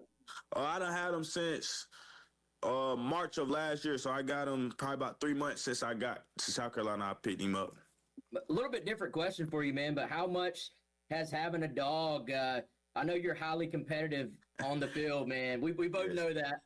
How much is having a dog just to go home to? And obviously, he's going to love you every single day you walk in the door. I mean, how I love that. I love that, man. I love him. You know, he right here in my face right now. So, I mean, having him to come home to somebody that don't care what happened at the facility, don't care what type of practice, what type of game, he just excited to see you, you know what I'm saying? He just has that unconditional love for what he thinks of as his dad, and I love that for him, and I love him, man. He keep me on my toes, man. So, he's just a great addition to my life, and I love that. Obviously, man, pets become family, and I know from just being around your family a little bit, bigger picture family is very important to you as well. Yes. What has just having your parents and your sister and everybody in your life to support you the way they do, how much has that kind of driven you and helped you to this point in your career? I mean, man, it's awesome, you know what I'm saying? Having both of my parents in my life, you know what I'm saying? Learning what it looks like to how to treat a woman, you know what I'm saying? Having my sister in my life to really just grow with, you know what I'm saying? But growing up, me and my sister always used to argue. We used to argue every day, bro, but it really just shows how much we love each other, you know what I'm saying? I love her and I always want what's best for her, you know what I'm saying? So having that protective mindset over my sister, it just makes me feel like, man, every day I go out here, I got to go hard for my family. You know what I'm saying? I got to go hard because I got to feed them. You know what I'm saying? That's my mindset at the end of the day, because the sacrifices that my family made to get me to where I am today, that's all the motivation that I needed to go out there and just put on for them, for sure. For sure, man. So speaking of feeding, we also like to talk a little food here, man. What's Mazio Bennett putting on the plate? I'm not talking about like when you have to eat, what Yimmy's telling you to eat. I'm talking. Yeah. You can have anything you want. What's going on that plate? Shoot, whatever I make. Hey, I can't lie. I've been in this cooking mode, man, lately. So I've been in that kitchen. I love to cook, man. That's something that I feel like I've grown into being down here, and I just love to cook. I love to make good food. My teammate Dylan come over here and eat, man. He say my macaroni the best macaroni he had. Okay. Yeah, right. So I mean, that's one thing I love to cook. Whatever I make, I just feel like it's made the way I like it to taste. So it's gonna be good, man, for real. Did you cook before you got to Carolina, or that's something you kind of picked up on since you arrived? I feel like I was always around the kitchen growing up. You know what I'm saying? My mom and my aunts, man, they really took care of that for real. So I know what good food tastes like, and it's just when I got my own kitchen in my own crib, they not here as like they used to. So I was like, man, I got to take it upon myself. I got to make that food. And I love cooking, though. I love cooking for real. All right, staying a little bit more off the field before we go back on to close this thing out. What other sports, if any, kind of caught your attention growing up? And to tie it all together, how much did you like this winter workout program, being able to – I know y'all are playing wiffle ball against each other, basketball. I think y'all even got to play dodgeball with Coach Beamer out there, which was like fun. So what other sports kind of grab your attention other than football? Definitely basketball, man. I grew up, man, wanting to be a hooper until I realized that there was people playing the same position as me that was 6'5". So I was like, nah, man, that's probably not my future. So growing up, I definitely was into basketball a lot. When we had that tournament, man, I was out there going hard. But that's definitely something that I like, man. The way they allow our team to stay together in the off season, doing stuff like that, playing dodgeball, basketball, wiffle ball, whatever it may be. We have a team full of competitors, and whatever we do, we gonna make it fun just because of the type of personalities that we have on the team, the competitiveness spirit, all that stuff, man. It all come together real good. How much have you followed? Obviously, South Carolina women are second to none. How much have you followed the women's basketball program? And just obviously, we're recording this leading into the Final Four. How cool has it been just to watch and follow that program with your classmates being on that national stage? I mean, it's been awesome. You know what I'm saying? I keep up with every game. I watch every game. I'm not going to lie. I watch every game. Even in they were in my hometown in Greenville. I was at every game. Every game that they had, I was there watching it. And it's just awesome to see that my classmates, the people that I go to school with, you know what I'm saying, competing at the level that they competing at, you know what I'm saying, bouncing back from whatever they had to go through to get there, they got there, you know what I'm saying. I respect that from them. They never gave up, they never stopped fighting, and that's something that I would hope bleeds over into us as a football team. For sure. Final couple things here, Mazio. The rest of spring ball, anything other than just development, overall development, anything in particular that you feel like you've kind of zoned in on or that you're focused on as we start kind of leading out of spring ball into the off season?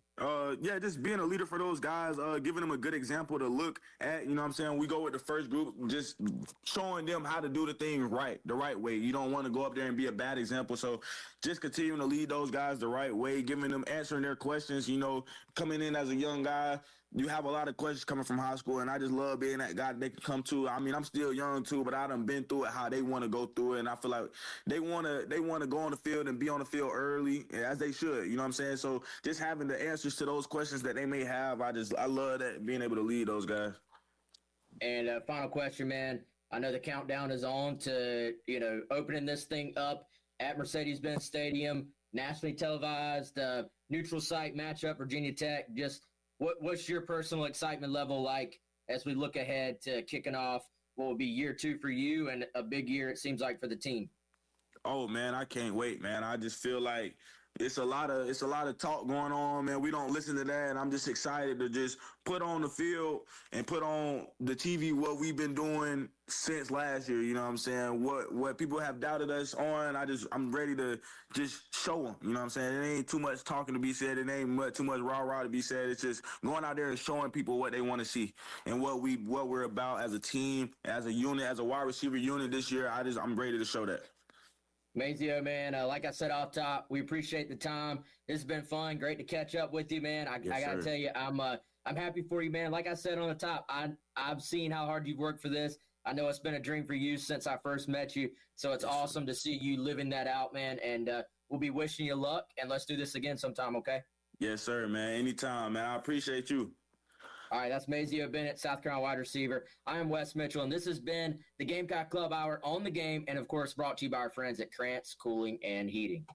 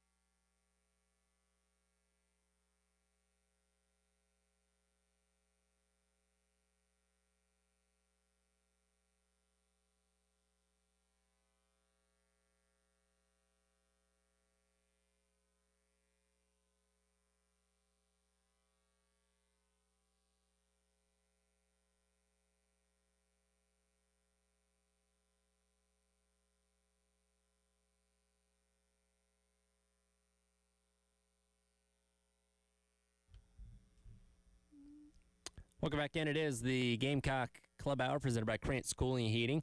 It's Howard and Chris along with you.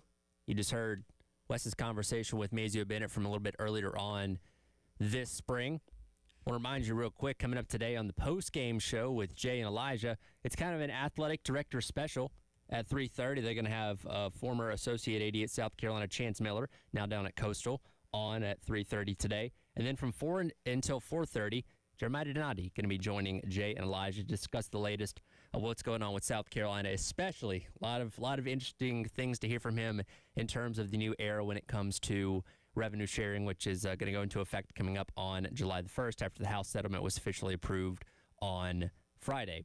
As we enter into this new era, I think it kind of goes without saying Texas football is spending the most when it comes to college football this upcoming year. The number of $40 million has been disputed by Steve Sarkisian himself, so it's more around $25 million, according to him, which is still a lot and more than most programs. Did you see this?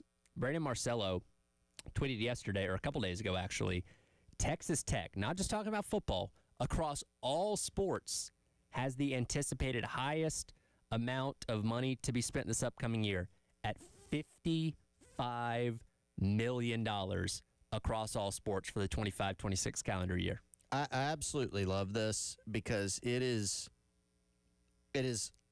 kind of like a movie or TV show. Yep. Like you get like this vibe because my presumption is that this is mainly backed by a guy named Cody Campbell. Oil tycoon, former and that's player. The part I love. Like you always talk about in Texas, they got all that oil money, and you've literally got a guy who sold his oil and natural gas business for, I don't know, like billions of dollars. Yep. What was the actual number? Here it is, $4.08 billion in cash and stock. Most of us would take just the 0.08. Is he landman?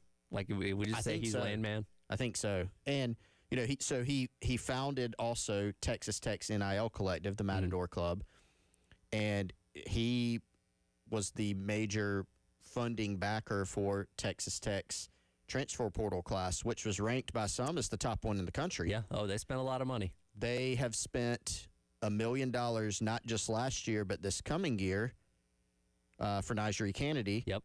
Re-signed her prior to Game 3 on Friday. The great settlement went softball through. pitcher, which if you're looking at that, oh, man, $1 million for a softball pitcher. Well, I mean, they came up short, but that worked out pretty well for them. That was something I was thinking about a little bit earlier. You know, we go back to when NIL became a thing only 4 years ago now, which feels like an eternity at this point.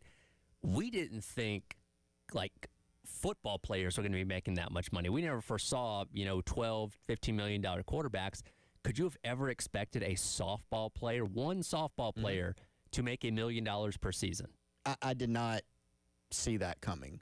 And that's not a knock on softball. It's just not a revenue sport. That's right. Yeah, I have not been surprised by any of the figures that I've heard for football or even for basketball.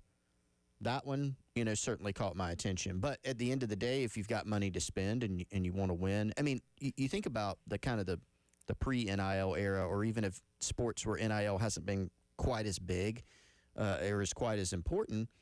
I mean, generally, if you have a huge investment into a program, and what I mean by that is facilities, paying top dollar to lure the best coaches in those sports, et cetera, generally you do get a return. Mm-hmm. And so now you apply that to NIL. Hey, how can we get a competitive advantage? And we've seen that.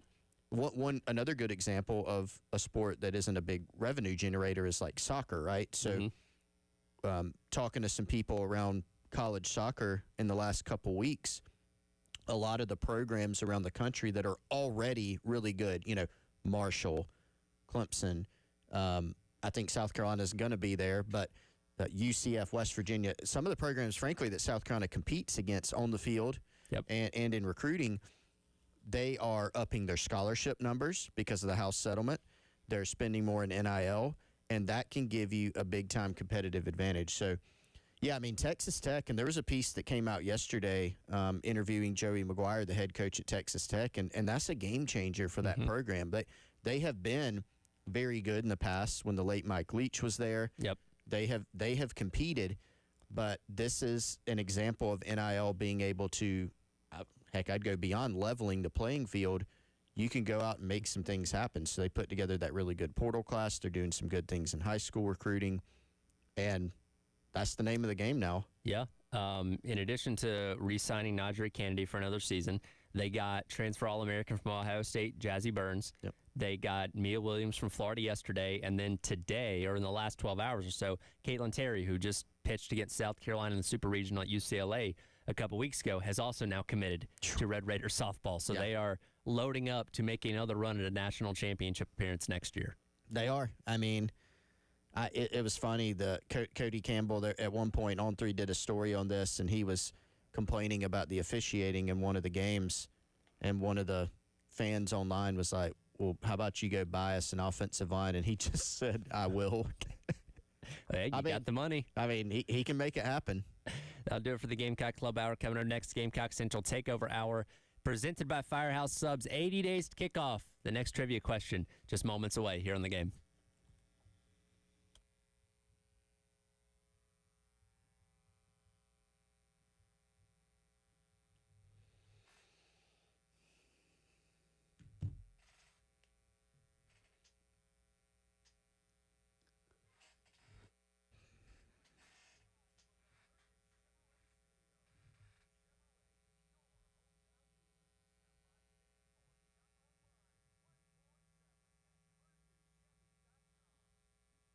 All right, everyone, we see close out this hour and head into the Gamecock Central Takeover Hour. Let's take a minute to tell you about our friends over at Classic Roofing.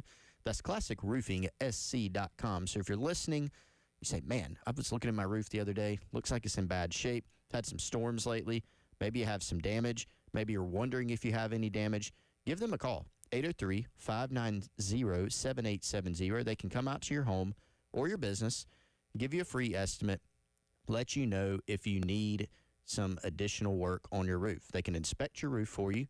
They can install, they can replace, and they can repair. They can do it all. Reliable GAF certified roofers right near you. Joe Reeder, Max Sawyer, families that live right here in the Midlands. So you're working with a local company when you work with Classic Roofing. Residential and commercial roofers right here in the Midlands.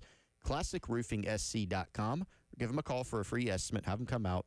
803-590-7870.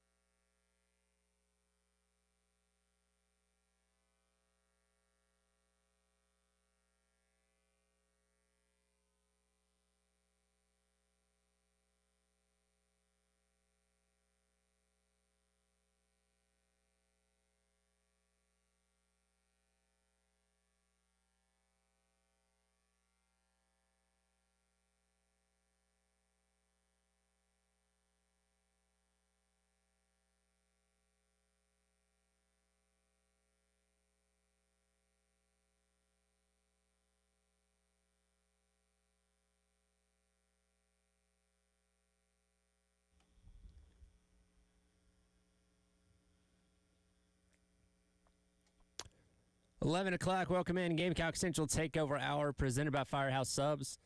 Tyler and Chris currently along with you. Wes going to be flying in hot here in Wes is a here. second. Oh, he made it on time.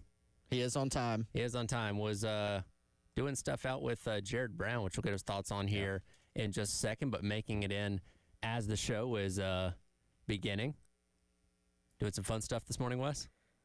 Yeah, I was gonna say I was on the clock, which is why I was that's fine. Just getting here. That's fine. This was not just moseying my way down, getting grabbing some his coffee, taking his time. No, I do that. You had sometimes, business to tend to. Yeah, it was just over at Harvest Hope. Very cool little event that we can talk about here for a moment if y'all want. Yeah, absolutely. Jared Brown, South Carolina wide receiver, just I got an alert earlier this week that, hey, he's having this little event. And Harvest Hope, for those who don't know, over there on Shop Road, does a fantastic job of, helping families in need get the food that they need. And so Jared, I think just something really cool that Gamecock fans can be proud of. Let me make sure I got my details right here, guys. So I didn't know this part was happening. Jared, this is one of those hey, NIL can be good type things. Sure. Jared made a personal donation today to Harvest Hope of $3,000. And the other cool thing is when the guys have these community events, a lot of times their teammates come out and kind of support them. So Jared and Mazio Bennett, it was Jared's event, but Mazio was there just to support his teammate. Were out there along with United Healthcare volunteers to distribute. I literally just watched them with grocery carts full of stuff, helping pack them up and then give them to families in need today. They were expecting over 200 families to come out as part of basically their emergency pantry at Harvest Hope, which is, obviously when there's a great need there. So talked to Jared, met his family, awesome people, and very, very good job there by Jared Brown in the community. Yep, very cool. Always neat to see these guys giving back. And, again, they have the ability and the platform, obviously, to do that. So good to see. And, again, there's a lot of guys on this team over the years that have done these kind of things that, give back to the community and try and help some people out. Well, and now you've always maybe been able to volunteer, but now Sure. with NIL, you can, give some. I don't think college kids, rightfully so, I don't think college kids were writing $3,000 checks 10 years ago. Or that could have led to some trouble if you did. Yeah. The only time, there's some irony in it in that kids, I don't want to say all of them, but it's become more common now to give back as they've been able to capitalize. The times you heard about charitable donations from college athletes were literally when, if they got money for something like signing autographs, part of what they had to do was they had to repay it to charity. Yep. So now, it's kind of ironic, but we've seen this not only from Jared, but Lenore Sellers giving back to his high school and just so many others. There have been plenty of examples since NIL went live, so that's the really cool part of it, I think. Yeah, very cool. So 15 years ago, the guy pledges a donation, then gives it in cash. Yes, exactly. Yeah, I'll take cash. Good.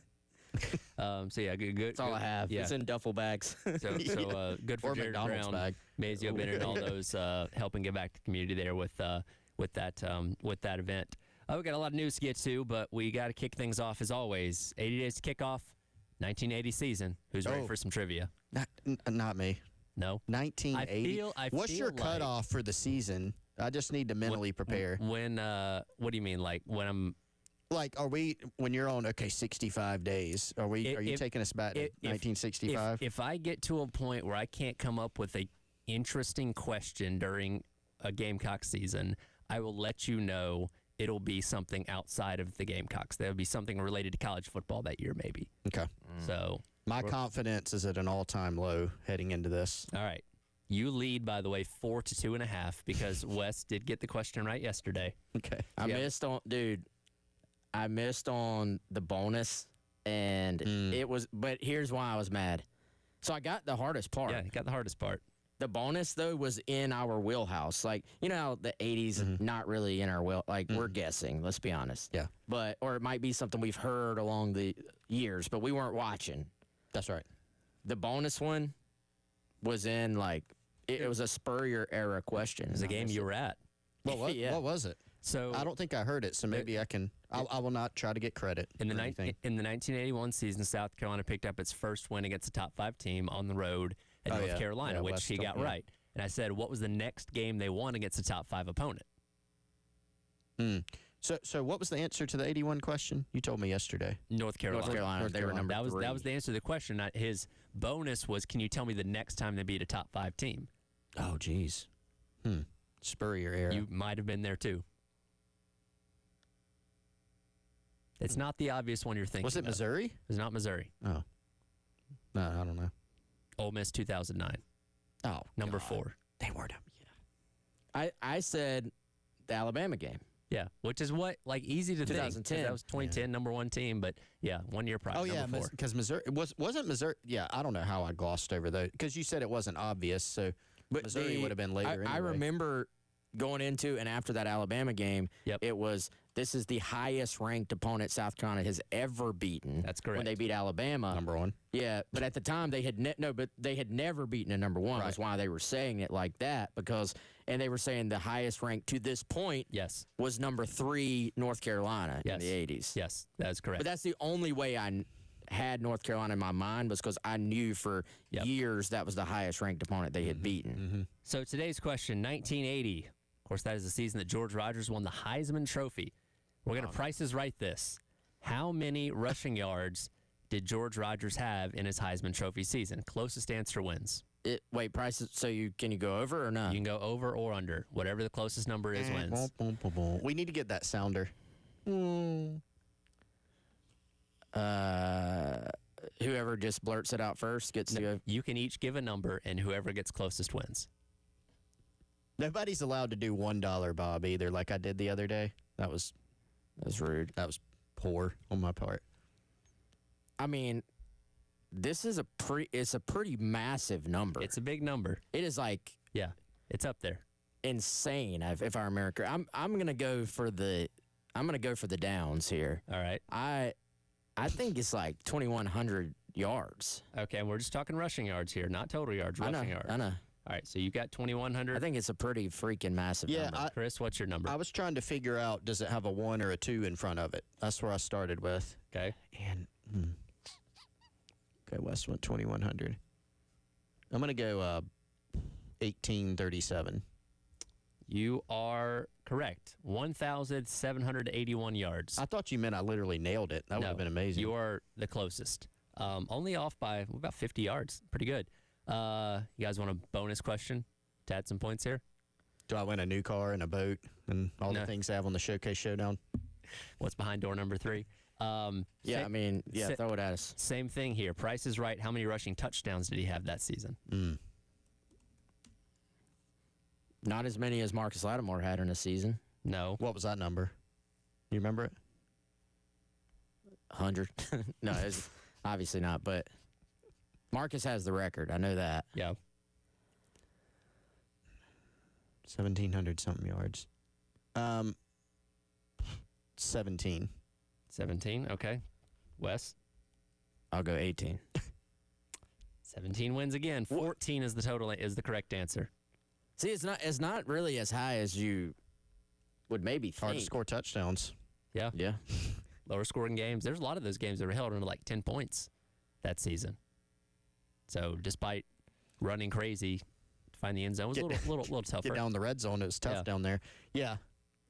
Okay. So you've expanded your lead to Chris is 5.5. I'm gonna have to start doing research. The good thing is you have 79 days. Well, not counting weekends, but close to 79 days to plenty of time to make this thing up. So again, do your research, man. Start reading up on this the night before. Well, I didn't do any research at all. Humble brag over here. I just guessed. Lucky guesses. What did we talk about the other week? I think it was just me and you, Wes, that we were in the camp of like, hey, I don't need to study. I know what I know.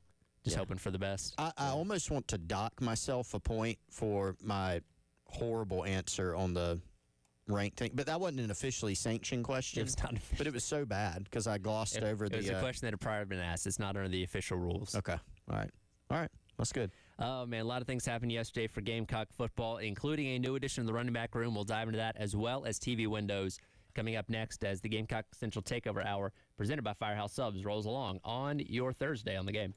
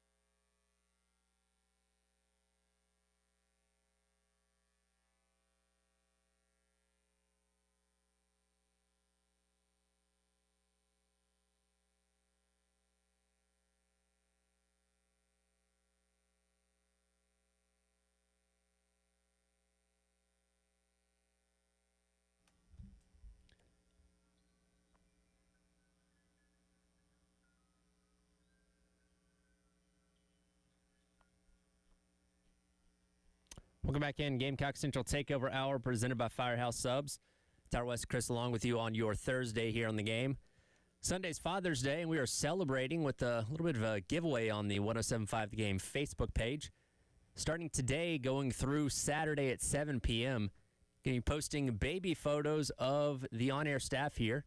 Comment your guess on who each photo is for your chance to win the grand prize, which includes a craft beer card valued at $275 and a family 4-pack of tickets to go see the Columbia Fireflies. Second prize will be a $75 gift certificate to Brooklyn Banquet and Conference Center. And if we have a tie of people that get all the names right, then we will have a random drawing to determine who the winners are. So again, go to the 107.5 Game Facebook page, comment on each photo, and see if you can determine who each one is from when we were all younger. And again, try and get yourself the grand prize for Father's Day weekend. Bit of a surprise last night when it comes to the transfer portal. Pretty quiet for the most part on South Carolina's front for these past couple weeks, really past couple months coming away from spring practice. But last night, new addition to the running back room in Isaiah Augustave of Colorado, who had entered prior in the spring, had committed to Virginia. Now there were some issues with the academic credits transferring over back into the transfer portal, and now finds himself in South Carolina's running back room. Yeah, I think, guys, there is a world where this could be the most important pickup of the entire offseason for South Carolina. Now, there's a world where maybe it's not, and that's maybe what you hope. You hope he comes in and provides depth, competition, all those things. But I'm old enough to remember when Brandon Wilds, as the guy who started out as the 5th-string running back to start the year, had to go start in a key SEC game for South Carolina at Tennessee. And running back is one of those positions where you really only need 2 for a game when everybody's healthy and everything's fine. But for a season, you need 4, and sometimes you need 5. And so I think to add really a late add here, when you're talking about portal cycles, an incredibly late add.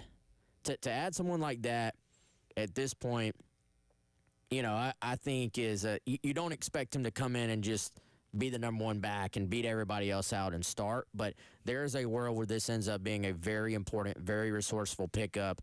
1 cut back, runs with some power, has a lot of different traits, has some explosiveness to him as well, aggressive guy.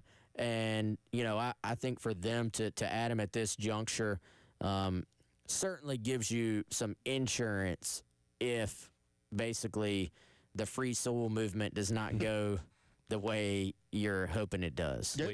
And it's important to indicate this is not an indication of which way it's right. going. It's just an opportunity to add an extra back out of the portal, but we still don't know. Unless you're a conspiracy theorist and you just don't believe us when we say tinfoil that. hat. But nothing new has come out in reference to Faison's eligibility as of yet.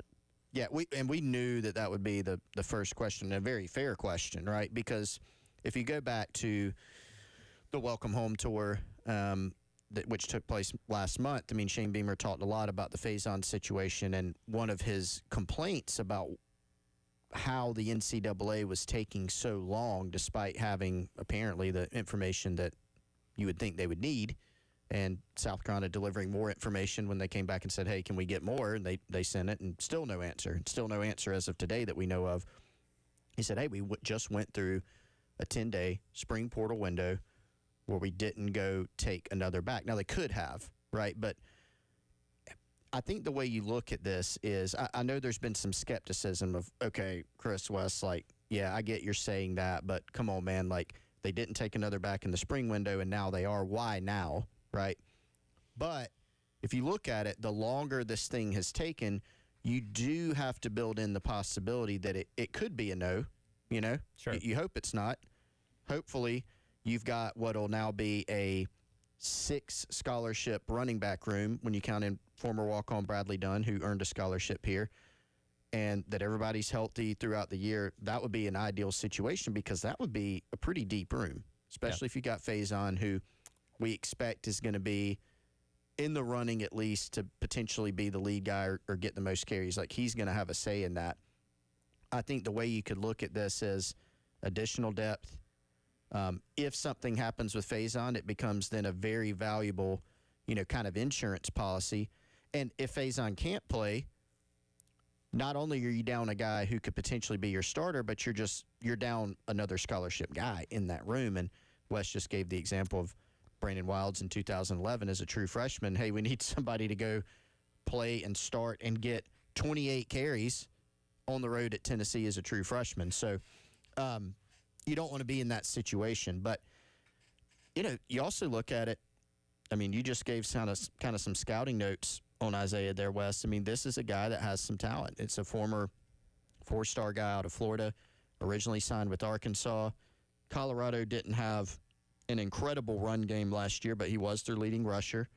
So this is someone that has talent and can certainly add to the competition in your room. And again, hopefully Faison's playing a lot, playing well for you, but this is a guy that's going to have a say, I think. And his 2 years in college between Arkansas and Colorado, he's played behind two really bad offensive lines. That one at Arkansas 2 years ago was atrocious. Colorado's wasn't much better last season. They gave up the most sacks in the Big 12, and like you said, didn't have a ton of crazy numbers when it came to his ground game. But one thing that really sticks out to me, over his 2 years, 75% of his yards come after contact. So despite getting hit relatively quickly after getting the ball, he's making the most out of it, getting 4 or 5 yards carry, and obviously, making the most of a tough situation. And again, Carolina's had their own struggles with the offensive line these past couple of years, but you give him some decent guys to block ahead of him, to run behind, he might be able to surprise you a little bit. Yeah, nobody has maybe had a worse time than anybody that's had to play behind that Colorado line. And that's, no disrespect, but that's just it, man. The last few years,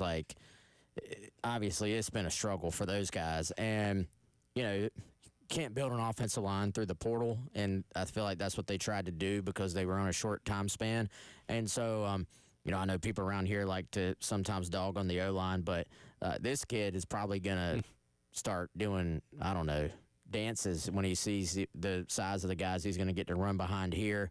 And, again, I think it's you were really, honestly, guys, we're running out of time to potentially add a guy like this. And I'm sure every week that goes by, you were thinking, this will be the week we'll get good news on Sewell. And then it just hasn't happened to this point. So,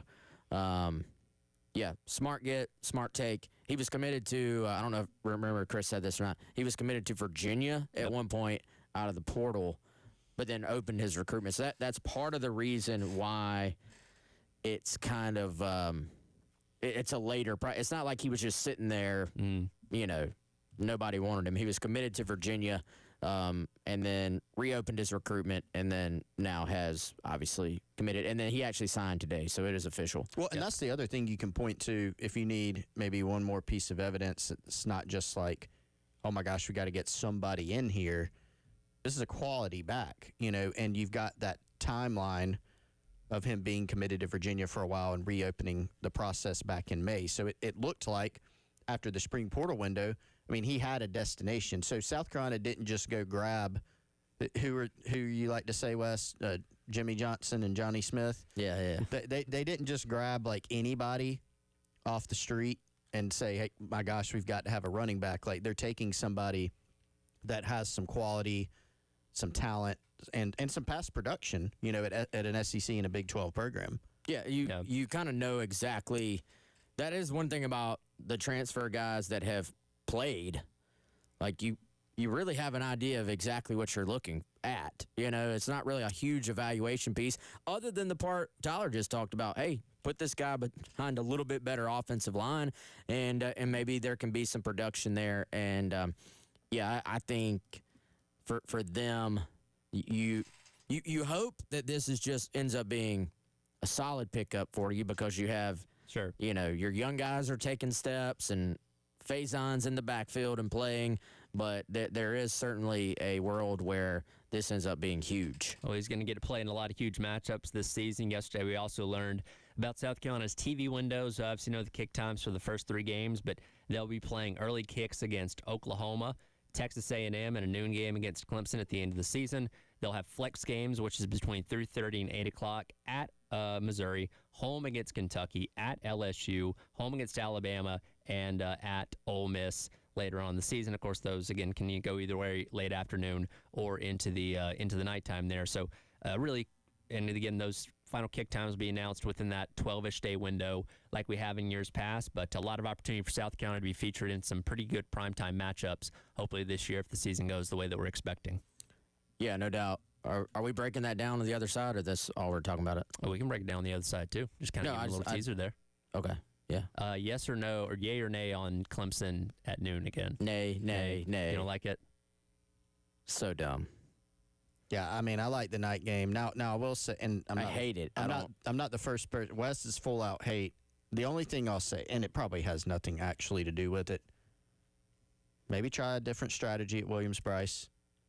Aside from that sounds super weird, right? But Carolina with the for some reason the road day game in Clemson has worked out well for them. Mm-hmm. A little day game at home. Try that out. Yeah. See how it works. But no, seriously, I mean, we always say it. I mean, there's nothing like Williams-Brice at night. You'd much rather have a keyed up crowd. There'll be a lot of Clemson fans in there. Yep. Just like there's a lot of Gamecock fans in Death Valley when they play up there. But I'd much rather have a night game. I don't hate it, though. I'm not a full-out hater. Yeah. We'll dive into specifics of these TV windows. More coming up next as the Gamecock Central Takeover Hour presented by Firehouse Subs rolls along on your Thursday on the game. Firehouse Subs.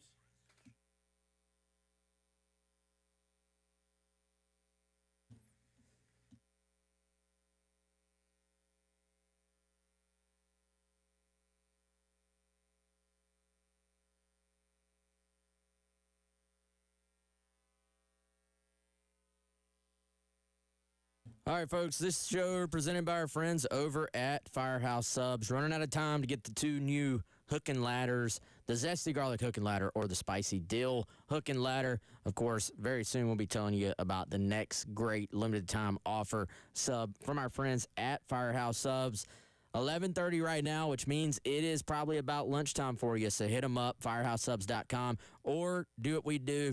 Download the Firehouse Subs app. Hit that Rapid Rescue to go. By far the easiest, most efficient way to order that great meal for your lunch. You can save your favorites. You can get points every single time you order, and then you're going to trade in those points at a later time for free food. When you do that, it's going to be waiting for you right there in the bag on the shelf so you can grab your great sub and then have a longer lunchtime to enjoy. Hit them up right now for lunch. Hit them up every day. FirehouseSubs.com or the Firehouse Subs app.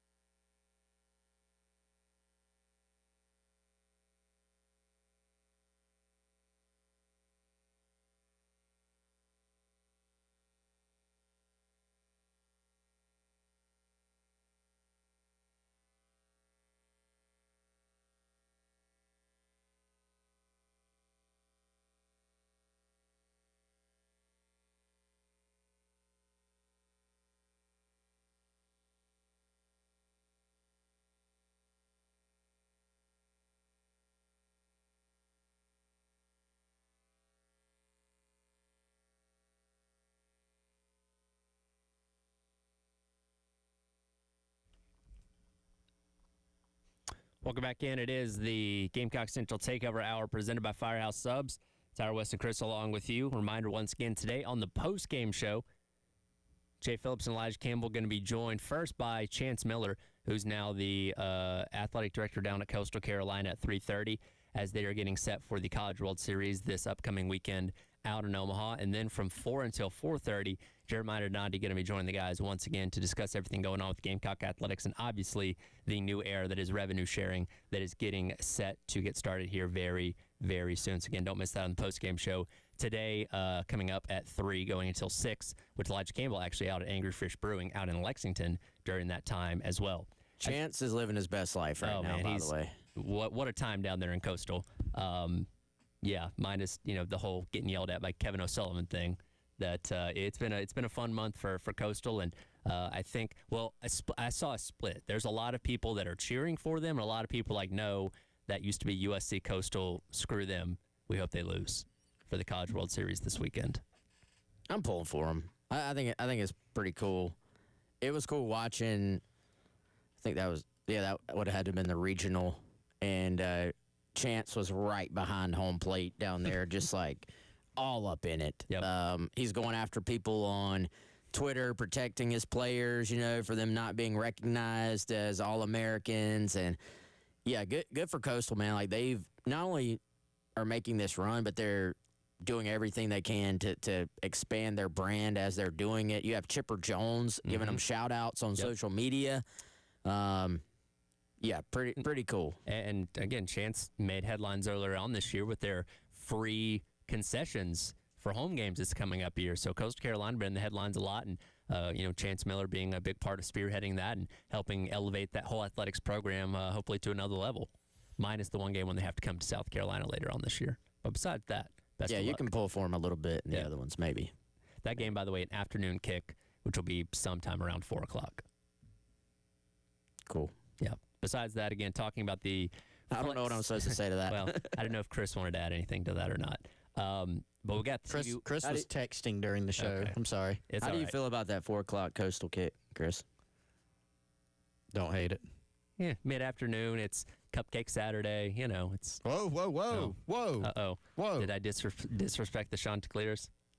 Yeah, and if hope Chance doesn't hear that, you might have a tweet at Tyler. At Tyler Head 18. Go ahead and send it my way. It's all right. Disrespectfully. My bad. No. No disrespect intended. Well, that is a game that we do not hope, that we expect South Carolina to hopefully not have any problems with. Is that a better way to put it? I don't know, man. You just got to stop digging this hole over there, Tyler. Let's move on. All right. Anyways, the other games on the schedule. Flex Games, which again are between a 3:30 and 8 o'clock window. So conceivably, all these could end up being night games. And if you're a better team, you're going to end up playing a fair amount of night games. Looking at this, though, again, you have on the road at Missouri, home against Kentucky, on the road at LSU, home against Alabama, on the road at Ole Miss. If you're having to pick one home and one away that has to be a night game out of these 5, what are you choosing? What? Like if you have to pick one flex to a night game, both home and away, you have to play one of each. I'm flexing Bama to a night game, which is homecoming, by the way. Disrespect intended. Fully intended. You know what? I would also, I'm going to go against the grain here a little bit. I'm going to flex at LSU to a night game in Baton Rouge. You want to play a night game in Baton Rouge? Oh, my. Yeah. No, explain yourself.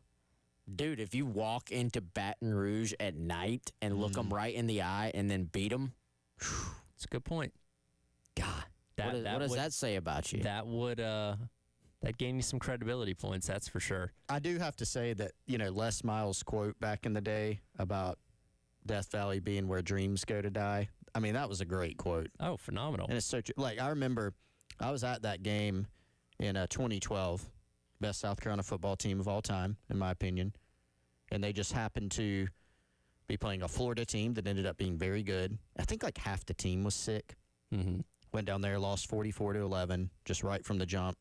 Florida had like 125 yards of offense and won by 33 points. I mean, just a ridiculous. Sounds like those McElwain Florida teams. Yeah, I mean, it was Muschamp's teams in Florida had trouble at times scoring, but they were dominant on defense, and they were really good. But man, they had to go play LSU, and it ended up being a 2-point game, back and forth.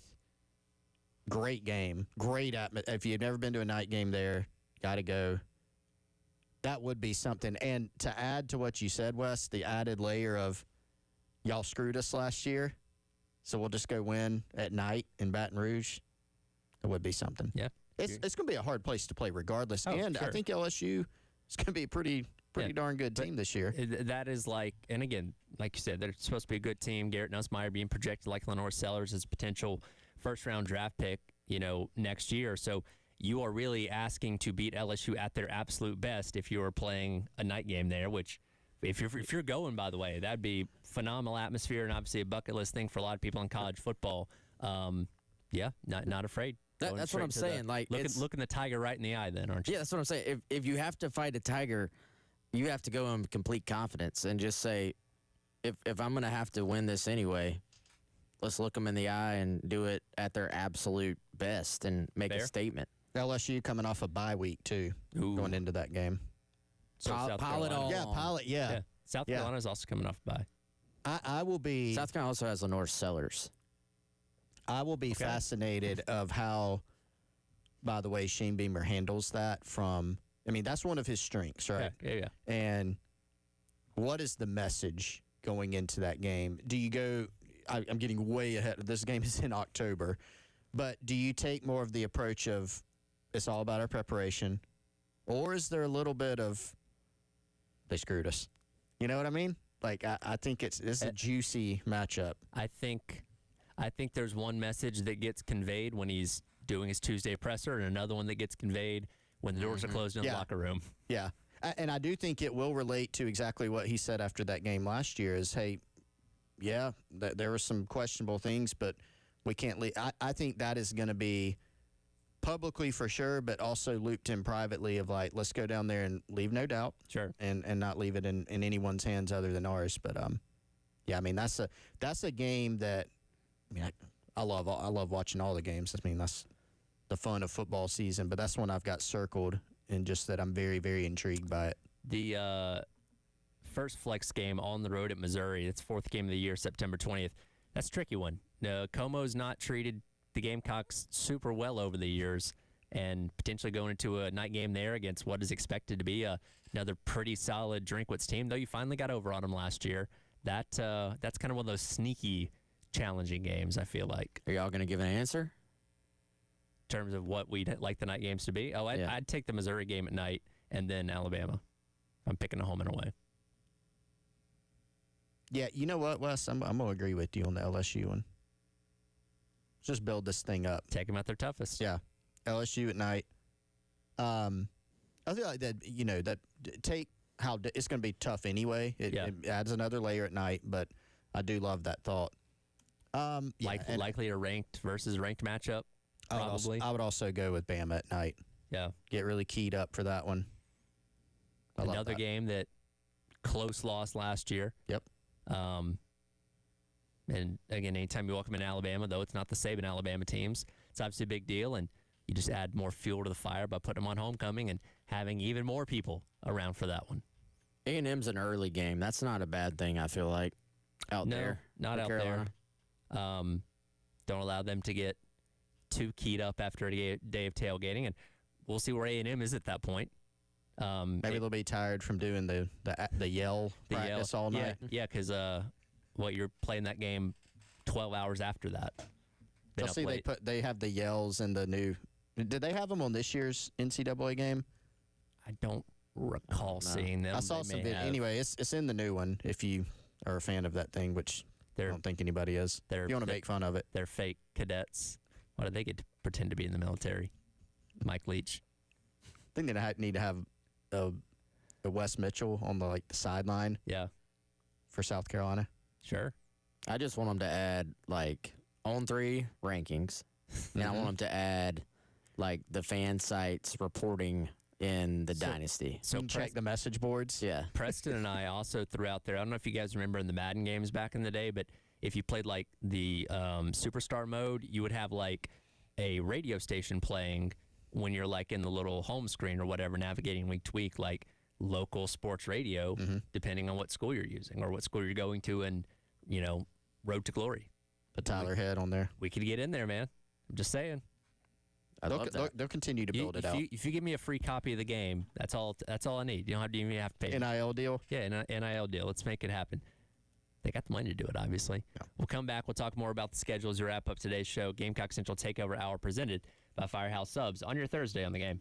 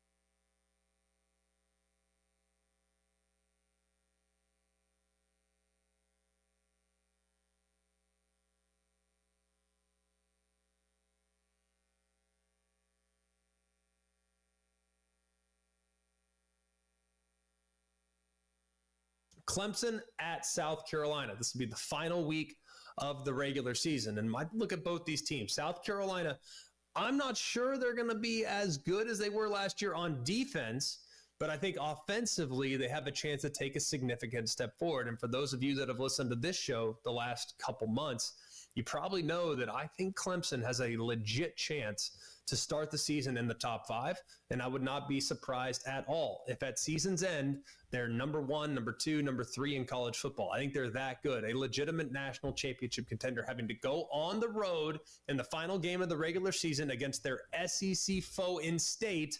That's always one of my favorite rivalries, and it will be an awesome one to consume again here in 25. Greg McElroy of the Always College Football Podcast ranking his top 10 non-conference matchups of the 2025 season. South Carolina versus Clemson coming in at number 7. He kind of laid out there what the expectations of both teams are. And, you know, last year you had two teams going into that game with college football playoff implications on the line. Obviously, Clemson still got in despite the loss by winning the ACC championship. And if these teams can end up being as good as we expect and hope certainly South Carolina can be this year, this game could take on even more meaning than last year's did. Yeah, which would be awesome. I think it's so cool when that rivalry just matters outside of our state. Obviously, everybody in the state, for the most part, cares about it. You know, even the teams were 1-11 or 1-10 going into it, people would care. But that was fun last year, where you knew it had some national implications, even if the system we're using made the implications basically moot. But I think for the fact just that game's even being talked about right now as a game to watch for next season, we're not even into the season yet, I think speaks to where both of those programs and both those teams are going into next season. Yeah, I mean, you remember how cool it was for South Carolina in 2022 to basically keep Clemson out. You know, go up there, you win 31-30, keep them out. Didn't mean it didn't mean anything for you if you're South Carolina in terms of the playoff picture that year, but nonetheless pretty sweet. And man, you start thinking about, you know, obviously both of these teams, Clemson starts out with LSU, which is a fascinating game, and their schedule is more manageable than South Carolina's. I would say that's going to be the case almost any year, but I do think taking it season by season, that's the case this year. And I do think Clemson, they did extremely well on the retention front, defensively, offensively. They should be a pretty good to really good team this year. I mean, certainly you think about them as a potential playoff team this year, maybe even a favorite to make it. But if you're South Carolina, the buzz is a little bit different depending on who you talk to. I mean, I agree with the assessment there. Defensively, there are more questions than, say, last season because of who they lost. But if you can go in and have a game that it's always going to mean a ton, no matter how the season's going for either or both of those teams. If you can go into that final weekend and have it really, really mean something in terms of college football playoff implications, I mean, that just takes it to the next level. Yeah, Clemson's schedule, again, a little bit more manageable than what Carolina's is. They do have some tricky games at Georgia Tech, on the road at Louisville on a Friday. We'll see what Florida State's going to be this year, taking on SMU. So, you know, it's not unrealistic to think they could be a 10-11 win, or maybe even an 11-win team going to that matchup. And I don't think anybody's going to go through the SEC unscathed. So South Carolina will probably have a bump or two in the road at that point. But even if you're theoretically a 9-2 team, you could still find yourself somewhere around, 8, 9, maybe 10 or something like that, going to that game, obviously trying to solidify yourself for the college football playoff. Again, a long way off, a lot of football to be played between now and then, but cool to, kind of be thinking ahead and what could be the possibilities for that game. Yeah, and obviously, as this playoff has expanded, it's just a little bit easier to get in. So if you can have some marquee wins, it certainly can boost the resume, and you can remain in the hunt much later, even if you drop a game here or there, obviously. So could be fun. By the way, what do y'all think of McElroy's kind of just development from like I feel like he was just an analyst at first, but now he's like kind of I feel like he could be like ultimately the next in line. I think like a Herb Street, like national face of college football media potentially. Well, I enjoy his insight. He obviously does this 3-4 hours a day out in Birmingham on Jocks FM, our sister station. And I don't know, I usually like the stuff that he has to say and his knowledge and insight. I think it's fair, is what I'm saying. I think he does a pretty good job. Yeah, he is very fair. I think he's not like a shock. Let me say something crazy. Kind of gives it very fair on both sides. Until, he mentions Alabama and people say, you're siding with your alma mater. That still happens with Herb Street now, too. I think he straddles the line pretty well. That'll do it for the Gamecock Central Takeover Hour presented by Firehouse Subs. Halftime show, myself, Terry Ford, up next on your Thursday on the Game.